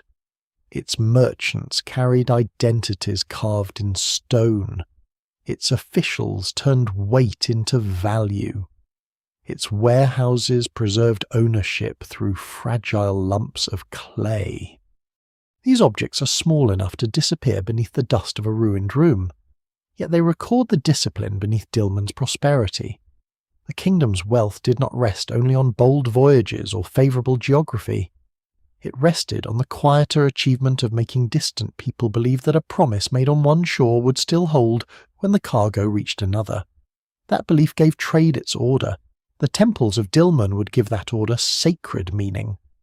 Trade gives Dilmun wealth, but wealth alone does not explain why people gather labour, stone, water, and imported materials into monumental sanctuaries. Across Bahrain, sacred architecture rises beside the same resources that make the island prosperous. Temples stand near springs, cultivated land, and settlements, linking the success of merchants and rulers to forces believed to lie beneath the earth and beyond human control. In Dilmun, water is never merely practical. It nourishes fields, refills ships, sustains households, and emerges from an arid landscape with an abundance that seems almost unnatural. The temples turn that abundance into sacred order. The most famous remains are found at Barba, where several temples were built one above another over centuries. Each new sanctuary partly covered or replaced an older structure, creating a sequence of rebuilding that reflects continuity rather than abandonment. The earliest temple was relatively modest, but later phases became larger and more carefully constructed. Limestone blocks formed terraces, chambers, stairways, platforms, and enclosed spaces. The work required quarrying, transport, planning, and coordinated labour on a scale beyond the ability of a single household. The temple complex was not placed randomly. Beneath it lay a freshwater spring or sacred well, reached through a stairway descending into the structure. Worshippers or priests moved downward toward water hidden below the stone, entering a space where the island's physical landscape became part of ritual experience. Above ground, the the sun and heat dominated. Below, cool, fresh water collected in darkness. The contrast must have been powerful. The source of fertility was not imagined in the abstract. It could be approached, touched, drawn upward, and incorporated into ceremony. Water may have been used for purification, offerings, communal rites, or the symbolic renewal of land and society. The precise rituals remain unknown because no detailed Dilmun liturgical texts survive. Archaeologists recover architecture, vessels, bones, tools, and deposits, but actions must be inferred from what people left behind. Scholars still debate which deities were worshipped and how closely local practices followed Mesopotamian traditions. The association with Enki, the Mesopotamian god of fresh water, wisdom, and the subterranean deep, is tempting because Dilmun appears in myths connected with him. Yet no single discovery proves that the Barber sanctuary belonged exclusively to Enki. The temple may instead have served a local god whose identity was later interpreted through Mesopotamian ideas, or several divine figures may have been honoured there over time. Ancient religion was rarely static. Gods travelled with merchants, rulers adopted foreign symbols, and local sacred places absorbed new meanings without losing older associations. A spring revered by island communities before Dilmun's political rise could later become part of a more formal state cult. Offerings reveal something of temple life. Animal bones suggest sacrifice and communal consumption. Vessels may have held water, oil, grain, dates, or other gifts. Copper objects and tools connect ritual activity to the trade that financed the sanctuary. Imported goods could be dedicated to the gods, turning commercial profit into public devotion. A rare stone, Eastern bead, or carefully worked metal object demonstrated both the donor's status and the kingdom's reach. Temples also functioned as economic institutions. They owned or managed land, received offerings, stored surplus, employed specialists, and organized labor. Priests may have supervised agricultural estates or controlled part of the water system. Craftspeople produced ritual objects, maintained buildings, and prepared food for ceremonies. Herds provided animals for sacrifice and redistribution. In this sense, sacred and commercial life were not separate worlds. The same grain could be tax, offering, wage, or feast, depending on where it moved and who controlled it. Rulers benefited from this connection. A king who funded temple construction presented himself as the protector of divine order. Successful harvests, flowing springs, safe voyages, and profitable trade could be described as signs that the gods favoured his rule. Failure carried the opposite danger: drought, disease, lost ships, or military defeat could suggest that proper relationships with the sacred world had been broken. Temple building was therefore both devotion and political communication. The labour itself strengthened authority. Stone had to be cut and moved. Mud brick had to be shaped. Food had to be supplied to workers. Skilled builders followed plans that required measurement and supervision. Each rebuilding phase demonstrated that institutions could gather resources from across the island. A temple was not simply a place where power was displayed after it existed. Constructing it helped create power by organizing people around a shared project. At Sar, another settlement reveals sacred life on a more intimate scale. The town was laid out with houses, lanes, workshops, and a central structure commonly interpreted as a temple. Unlike the monumental complex at Barber, Sar allows archaeologists to examine how ritual space fitted into an inhabited community. People moved past the sanctuary during ordinary routines. They cooked, worked, traded, and slept within a settlement whose social centre included a place for collective ceremony. The temple at Ser contained features interpreted as altars, offering areas, and spaces where ritual gatherings may have occurred. its exact religious function remains uncertain, but its position suggests that worship was woven into neighborhood life. Sacred authority did not exist only in distant monumental precincts controlled by elites. It also operated within towns where families participated directly in festivals, offerings, and communal obligations. Astronomical interpretations have sometimes been proposed for the orientation of Dilmun temples, particularly in relation to the sun or seasonal events. Such theories are possible because agricultural societies paid close attention to celestial cycles, but they must be treated cautiously. Buildings can align with landscapes for many reasons, including roads, earlier structures, wind, terrain, or available space. The evidence remains incomplete, and precise claims about astronomical purpose often go beyond what the architecture can securely demonstrate. What's clearer is that ritual followed cycles. Dates ripened, animals reproduced, ships departed, winds changed, and water levels fluctuated. Festivals may have marked these rhythms, bringing scattered communities together. Food was consumed, offerings presented, agreements renewed, and social rank made visible. Elite families could demonstrate generosity by sponsoring feasts, while ordinary participants received food, protection, and a place within the wider community. Temple ceremonies also helped manage uncertainty. Maritime trade depended on forces no ruler could command. Winds failed, ships vanished, mines produced less than expected. Foreign kingdoms changed their demands. Agriculture was equally vulnerable to water loss and salinity. Ritual offered a language for confronting risks that administration could not eliminate.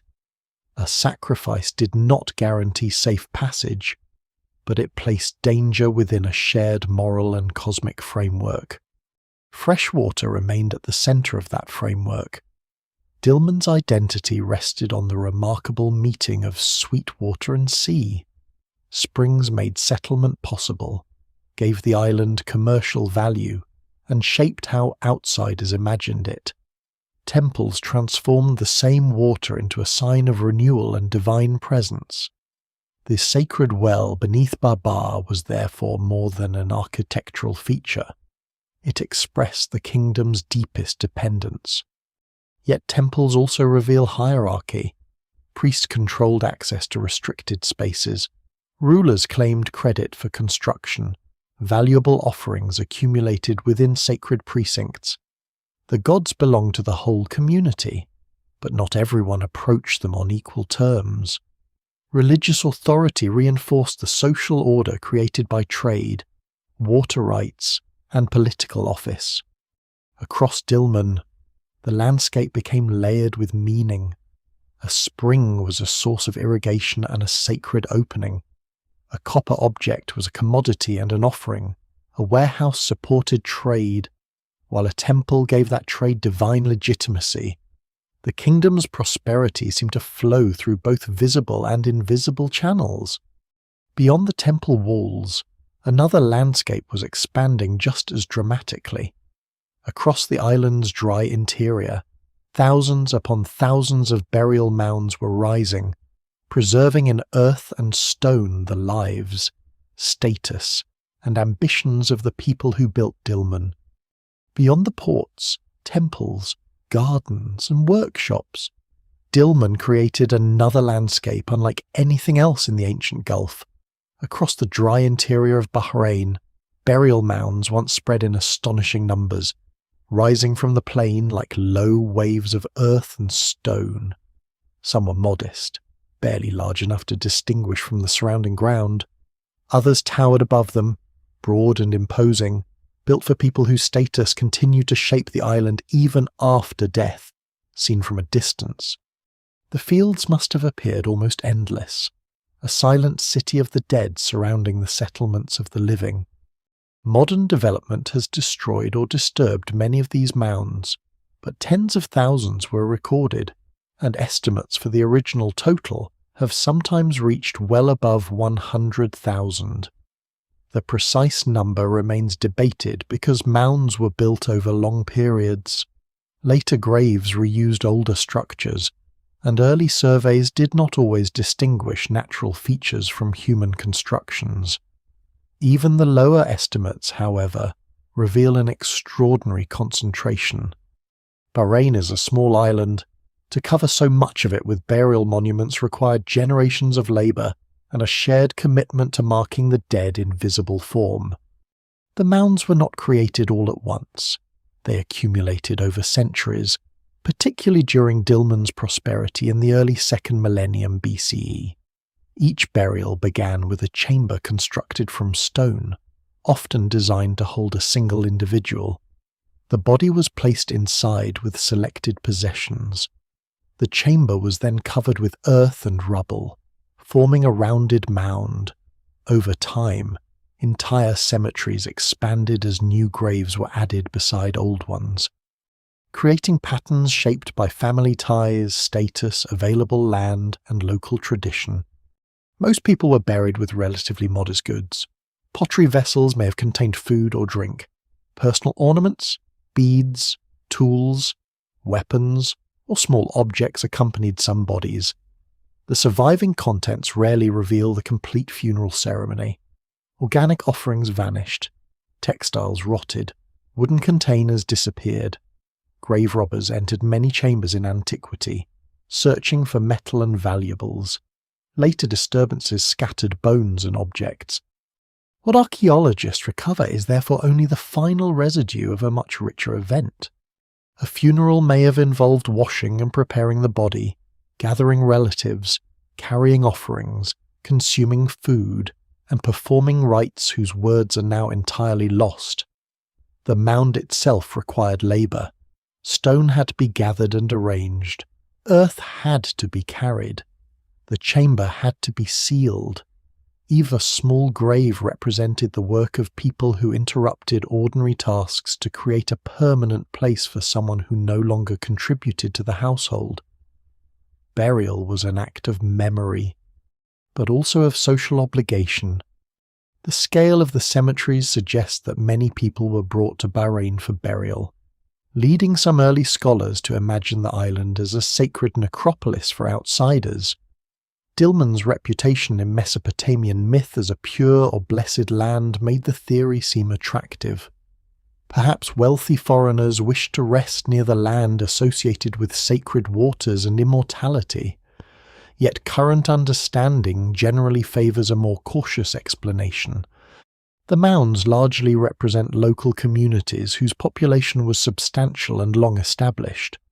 Although some foreigners may certainly have been buried among them, the evidence remains incomplete, and isotopic studies of human remains continue to refine the picture of mobility. The ordinary mounds already reveal a deeply organised society, but the largest graves expose its hierarchy. In areas such as Ali, immense elite mounds rise far above the surrounding burials. Their stone chambers are larger and more elaborate, sometimes built on 2 levels with alcoves or multiple spaces. The earth piled above them forms structures of such size that they resemble small hills. Constructing one required coordinated labour far beyond the needs of an ordinary household. These so-called royal mounds are commonly associated with Dilmun's rulers and highest elites. No surviving inscription identifies the occupant of a particular tomb by name, so the label remains an interpretation rather than absolute proof. Still, their scale, complexity, and separation from humbler graves strongly suggest people of exceptional rank. A ruler who controlled trade, irrigation, temple patronage, and public labour could command an equally impressive monument in death. The largest mounds communicated power long after the funeral ended. They were visible across the landscape, reminding travellers and local communities that certain families stood above others. Their placement near routes and settlements may have linked political authority to ancestral land.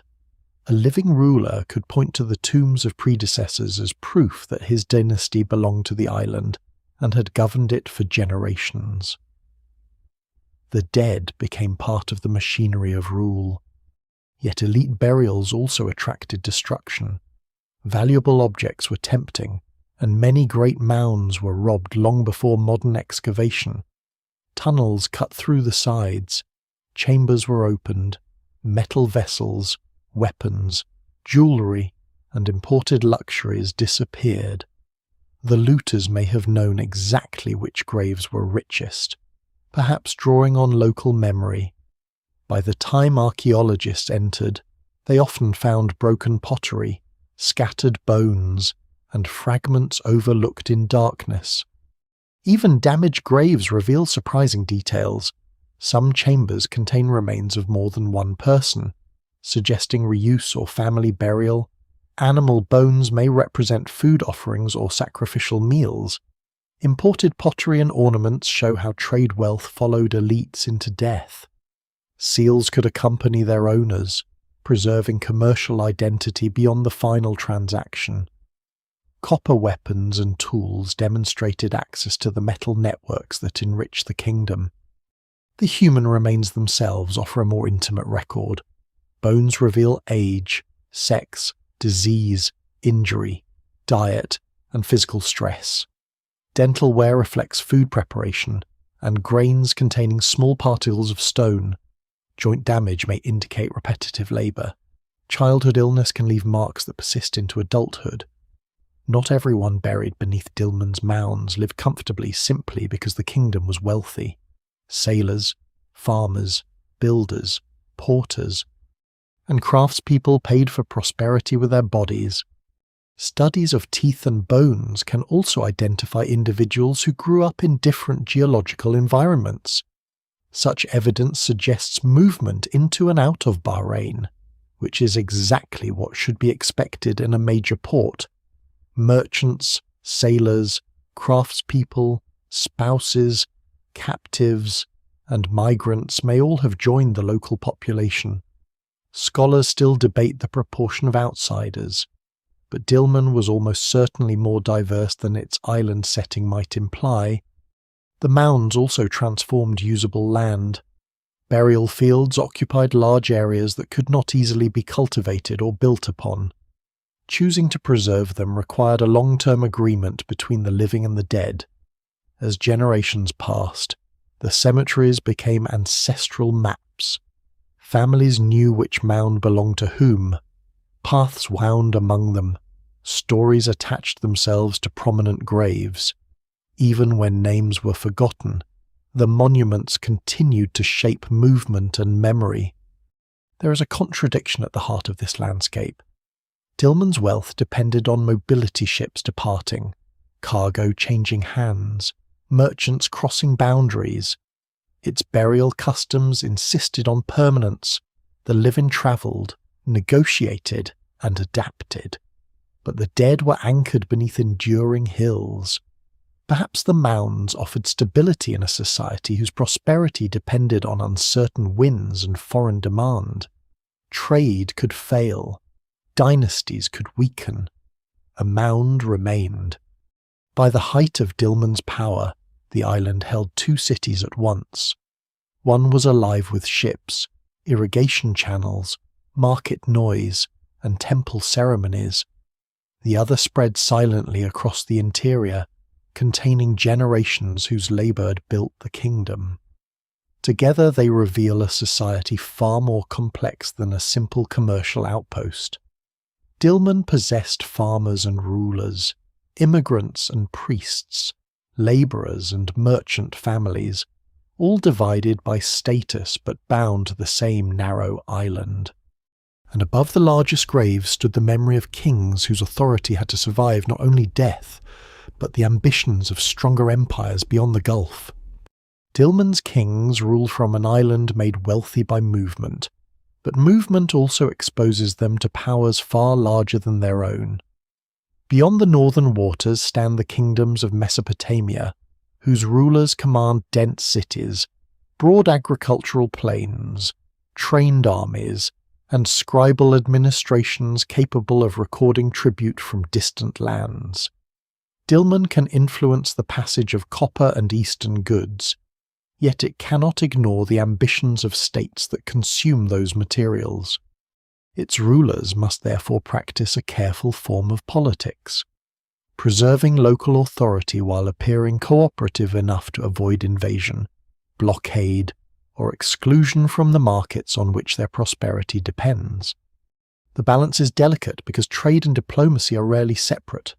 A shipment can be a commercial exchange, a royal gift, a tax, or tribute demanded by a stronger king.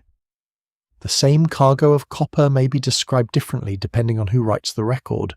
Dilmun's ruler may present it at home as part of a profitable agreement. A Mesopotamian king may describe it as proof that a distant land has submitted to his authority. Ancient royal inscriptions are designed to magnify power, not provide neutral accounts, so claims of domination must be treated cautiously.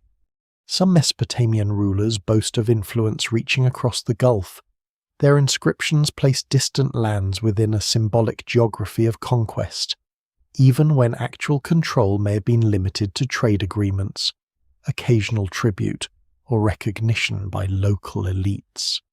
A king who receives gifts from Dilmun can declare that Dilmun bows before him. That does not necessarily mean Mesopotamian soldiers patrol Bahrain springs or administer its villages. Empire often begins in language long before it becomes a permanent presence on the ground. Dilmun's own political voice survives far less clearly. No extensive royal archive has been recovered from Bahrain, and few local rulers are known by name. This silence gives Mesopotamian sources disproportionate influence over the story. What survives in the record suggests that Dilmun had its own ruling families, officials, and institutions, but their decisions must often be reconstructed from foreign texts, monumental construction, seals, and elite burials. The absence of local chronicles does not mean the kingdom lacked history. It means that its version of that history has largely disappeared. One ruler who emerges from the written evidence is known through Mesopotamian inscriptions connected with the Kassite period, when Babylonian influence extended strongly into the Gulf. By then, the political world has changed considerably from the earlier height of Dilmun's trade. Titles used by officials suggest that Bahrain may at times have been governed by men who acknowledged Babylonian authority. Some carried the title connected with the administration of Dilmun, while inscriptions dedicated objects to Mesopotamian gods and kings. These traces point toward foreign influence, though scholars still debate whether this represented direct provincial government, a dependent local dynasty, or a looser arrangement maintained through tribute and trade. The distinction matters. Direct rule requires administrators, garrisons, taxation systems, and reliable communication. Bahrain lies far from Babylon, separated by difficult waters and shifting political frontiers. Maintaining permanent control would have been expensive. A dependent local ruler offered a simpler solution.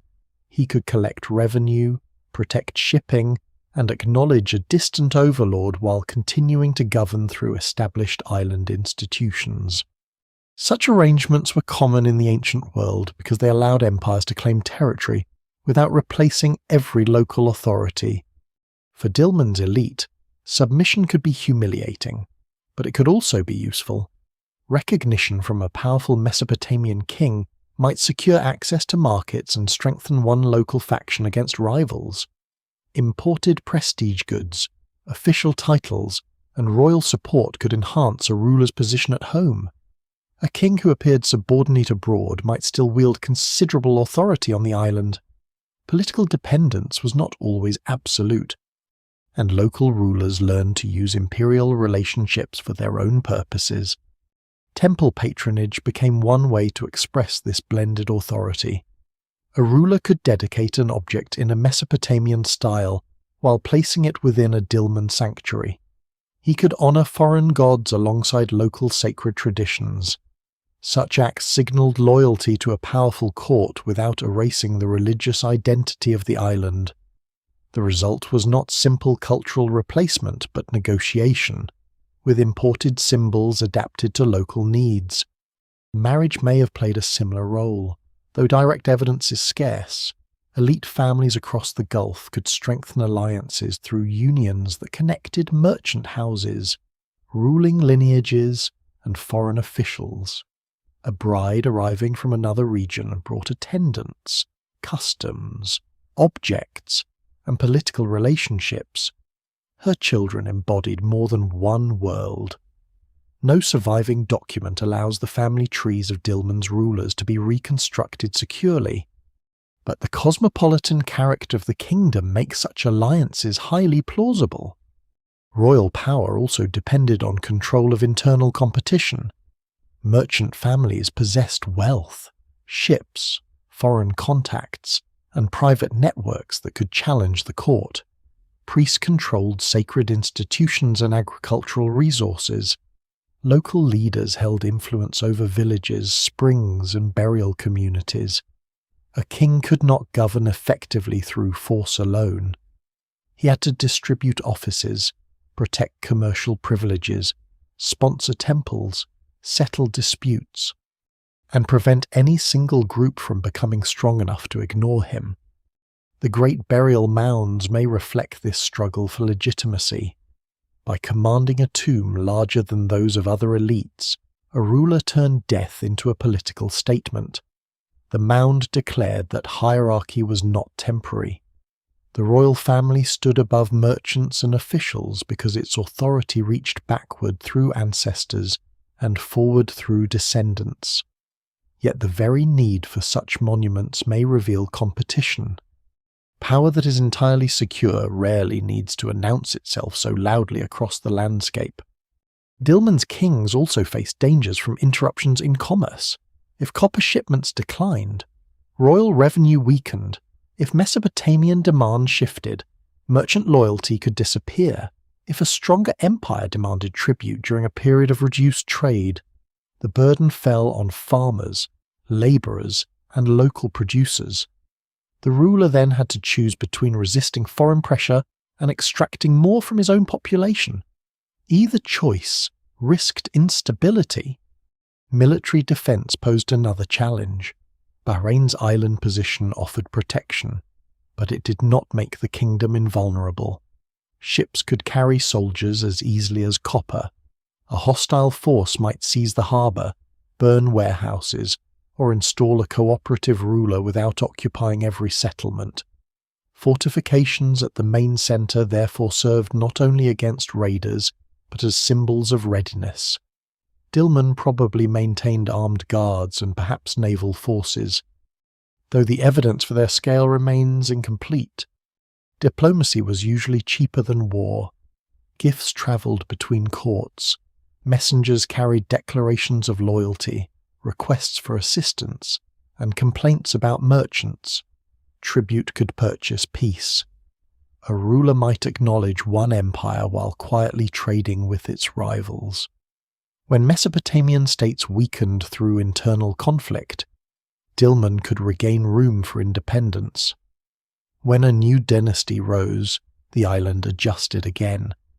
This flexibility explains how Dilmun survives through repeated changes in the political order. Its kings are not great conquerors whose armies reshape continents. Their achievement lies in endurance. They rule a small but valuable place between larger worlds, using commerce, ritual, diplomacy, and calculated submission to preserve authority. They know when to emphasize independence and when to send gifts northward. They understand that the difference between tribute and trade often depends on which king's scribe records the shipment. Yet even the most skillful diplomacy cannot protect a kingdom when the foundations of its wealth begin to shift. Beyond Dilmun's control, cities decline, production networks change, and the roots that once made the island indispensable start to lose their old shape. Dilmun's prosperity depends on a world remaining connected. Ships must leave the Indus ports. Copper must continue moving from the mountains of Magan. Mesopotamian cities must retain the appetite to buy foreign goods. and the island's rulers must keep the harbours secure enough for merchants to return. For centuries, these conditions align. Then, slowly and unevenly, they begin to fail. The first warning comes from the east. Around the beginning of the second millennium BCE, the great urban system of the Indus civilization starts to change. Its cities do not vanish in a single catastrophe, and there is no convincing evidence for one sudden invasion that destroys the entire world of Harappa and Mohenjo-daro. Instead, urban centers lose population, long-distance exchange weakens, standardized systems become less consistent, and communities reorganize into smaller regional networks. Some settlements continue, others are abandoned. The civilization does not simply disappear, but the commercial structure that once sent distinctive goods westward becomes less dependable. Environmental change likely plays a role. River systems shift course. Monsoon patterns become less reliable in some regions. Floods, droughts, and changes in water availability place pressure on cities dependent on managed agriculture. Yet scholars still debate the sequence and relative importance of these forces. Climate stress alone cannot explain every local pattern, and the Indus world was too large to decline in exactly the same way everywhere. What is clear is that the old urban network fractures, and Dilmun feels the loss. The effect is not immediate silence. Beads, shell objects, and Eastern materials continue to circulate, but perhaps in smaller quantities or through less regular channels. Merchant families face longer delays. Warehouses remain partly empty. Interpreters and brokers who specialized in Eastern trade find fewer customers. A port built to connect three worlds now finds one of those worlds turning inward and changing shape. At almost the same time, the copper trade shifts. Magan's mines do not cease to exist, but production centers, transport routes, and political relationships evolve. Some Mesopotamian buyers gain access through different intermediaries. New sources of copper become more important. While changing demand affects prices, tin bronze production introduces another dependency, because tin must come from distant and still debated sources. Dilmun remains useful. But usefulness is not the same as indispensability. Direct trade is always a threat to an intermediary kingdom. If ships from southern Arabia can reach Mesopotamian ports without stopping in Bahrain, Dilmun loses fees, storage income, and control over information. If merchants choose Eastern Arabian harbours with better access to mainland routes, the island's advantage narrows. A system that once rewarded Dilmun for standing in the middle begins to punish it when the middle is bypassed. Mesopotamia itself is unstable. Dynasties rise and collapse.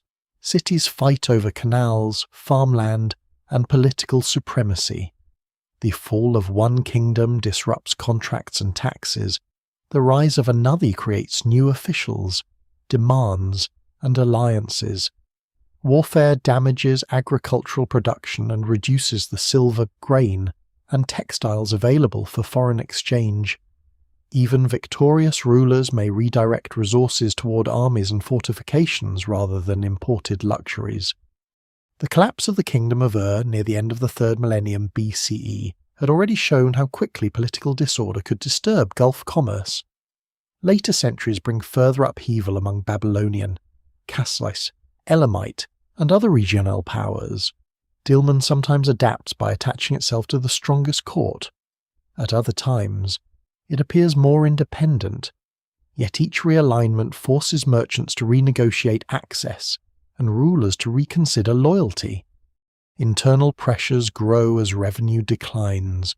The state still has walls, temples, officials, and elite households to support. Irrigation channels still require maintenance. Foreign rulers may still expect tribute, if fewer goods pass through the harbour. The burden shifts toward local agriculture and labour. Farmers face higher demands precisely when water systems or soils may be under stress. Merchant families compete more fiercely over reduced opportunities. Temple institutions struggle to maintain ceremonies and estates at their former scale. Archaeology records this contraction indirectly. Building phases become less ambitious. Some settlements decline or change function. Imported goods appear less frequently. The public architecture of Dilmun's height is no longer renewed with the same confidence.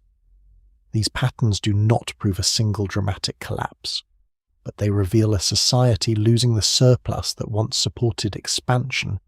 Water may also have become less reliable. Bahrain springs depended on underground systems extending beyond the island, and their output could be affected by environmental changes or increasing demand. Irrigation and salinization placed pressure on cultivated land. A field repeatedly watered in a hot climate can accumulate salt as moisture evaporates, gradually reducing productivity. Farmers can manage this through drainage, flushing, crop choices, and careful water control. But such solutions require labour and coordination. When political institutions weaken, environmental difficulties become harder to contain. The burial landscape offers its own signs of change. Monumental elite mounds belong mainly to the kingdom's prosperous phases. When wealth and authority contract, such investments become difficult to command. Funerary customs shift, and later communities reuse or build among older cemeteries. The great tombs remain visible, but they increasingly represent a past order rather than a living demonstration of power. No single explanation fully accounts for Dilmun's decline because the kingdom is not destroyed by one blow. There is no securely identified final battle in which the harbour burns and the last king disappears. Instead, the system unravels through accumulation. Eastern trade weakens. Copper routes change. Mesopotamian politics become unstable. Agricultural and water pressures strain the island. Foreign powers intervene. Local institutions lose revenue. Each problem makes the others harder to solve. This decline is less dramatic than conquest, but perhaps more difficult to resist. An enemy can be fought, a wall can be repaired, a ruler can be replaced, but a port cannot command ships to arrive when markets beyond the horizon no longer need it in the same way. Warehouses can be guarded perfectly and still remain empty. Dilmun does not vanish at once. Its name survives. Bahrain remains inhabited. Later rulers continue to use the island's harbours and strategic position. Mesopotamian and Persian empires still value the Gulf, and new communities build over older settlements. Yet the age when Dilmun stands as the great broker between Mesopotamia, Magan, and Meluha has passed. The kingdom contracts from a central force into a remembered land, then into layers beneath later walls. What was once a living network becomes archaeology broken seals, abandoned storerooms, buried temples, and mounds standing in the dry interior. The trade routes have shifted, but the island keeps their traces, waiting for another age to recognize what they mean. For centuries after Dilmun's commercial height has faded, Bahrain remains inhabited, visited, conquered, and rebuilt. New rulers occupy the same strategic shoreline. New religions reshape sacred spaces. Fortifications rise above older walls, and settlements shift as springs weaken, channels fill, and political centres move. The name Dilmun gradually disappears from ordinary memory, surviving mainly in ancient Mesopotamian texts, whose geographical references become increasingly obscure. The kingdom that once connected three great regions is reduced to a literary puzzle, a distant place of ships, copper, sweet water, and divine purity. known through clay tablets but missing from the map. The ruins remain beneath the island, though their meaning is lost. Farmers cultivate land near buried buildings. Villages grow beside ancient cemeteries. Stones from older structures are reused in later construction. Burial mounds become familiar parts of the landscape, so numerous that they seem almost natural. Local people know that graves lie inside them, but the civilization responsible for their creation has no clear written history preserved on the island. Dilmun is present everywhere and recognized almost nowhere. European travelers and officials visiting Bahrain in the 19th century notice the mounds and ruins. Some dig into graves with methods that would be unacceptable today, removing pottery, bones, and ornaments with little concern for their original arrangement. Early antiquarians proposed different ages and identities for the builders. The enormous burial fields encouraged speculation. Were they the graves of ancient Phoenicians, foreign colonists, or people transported to a sacred island for burial without careful excavation or reliable dating? Almost any explanation seems possible. The search changes as archaeology becomes more systematic. Surveys begin recording settlement locations, pottery types, mound shapes, and architectural remains. Excavators open trenches at the Great Northern Mound beneath Bahrain's later fort. Layer by layer, they uncover evidence of long occupation houses, streets, defensive walls, storage facilities, seals, imported ceramics, and administrative spaces. The site is far older and more important than the visible fortress suggests. The crucial realization comes not from one spectacular treasure, but from patterns connecting many discoveries. The circular seals found in Bahrain resemble objects discovered elsewhere around the Gulf. Pottery links the island to Mesopotamia and eastern Arabia. Architecture at Qalat al-Bahrain reveals a major port settlement flourishing during the exact centuries when written references to Dilmun become prominent. Temples at Barba show organized religious institutions built beside fresh water. Burial fields demonstrate a large and socially divided population. The pieces begin to align. Bahrain is no longer merely a possible location for Dilmun. It becomes the strongest candidate for the kingdom's heartland. This identification does not solve every mystery. Scholars still debate how early the name Dilmun became attached specifically to Bahrain, how far its political territory extended, and whether different centers dominated at different times.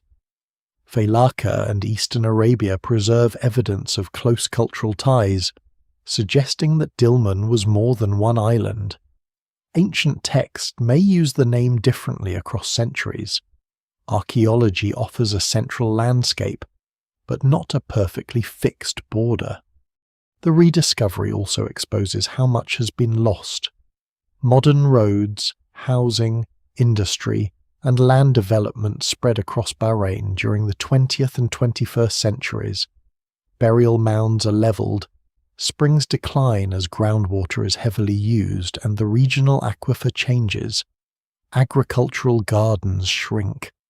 Coastal reclamation alters shorelines that once guided ancient vessels. Archaeologists race to document sites before they disappear beneath construction. The destruction is especially painful because context matters more than isolated objects. A seal removed from its original layer remains beautiful, but much of its historical value is gone.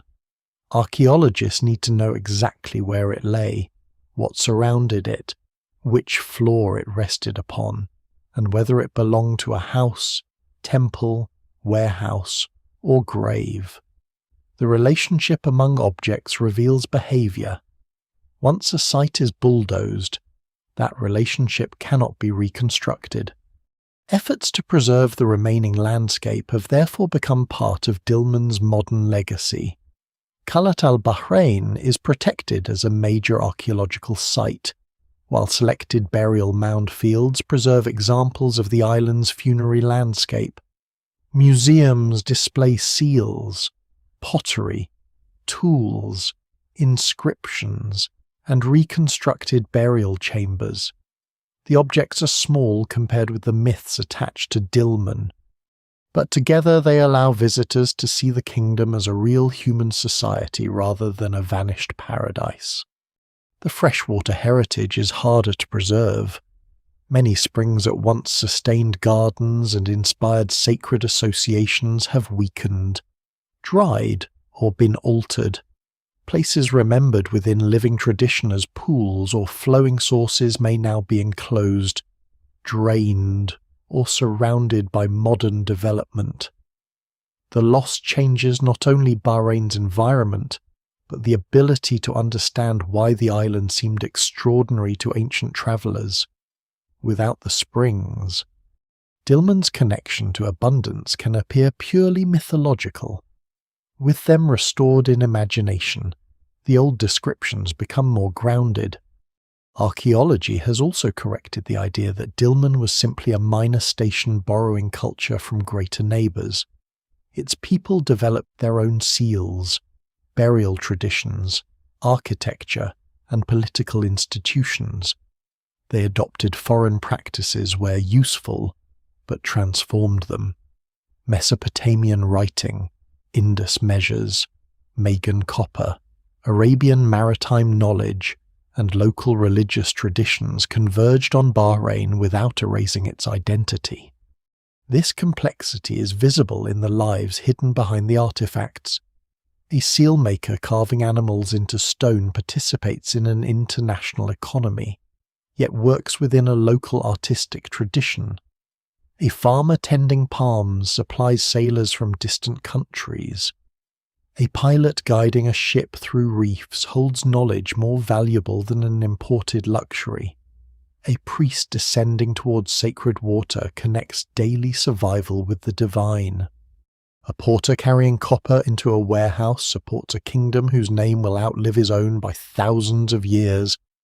The rediscovery of Dilmun is therefore not the recovery of a single lost city.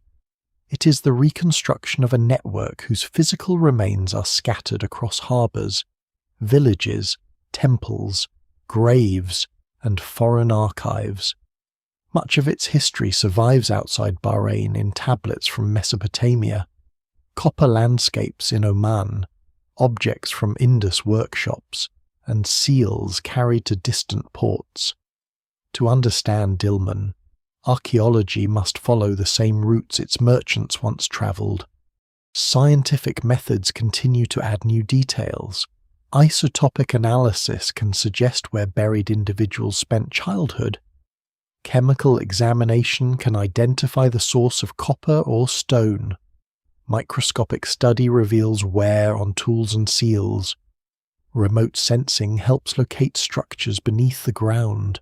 Environmental research reconstructs coastlines, water systems, and vegetation.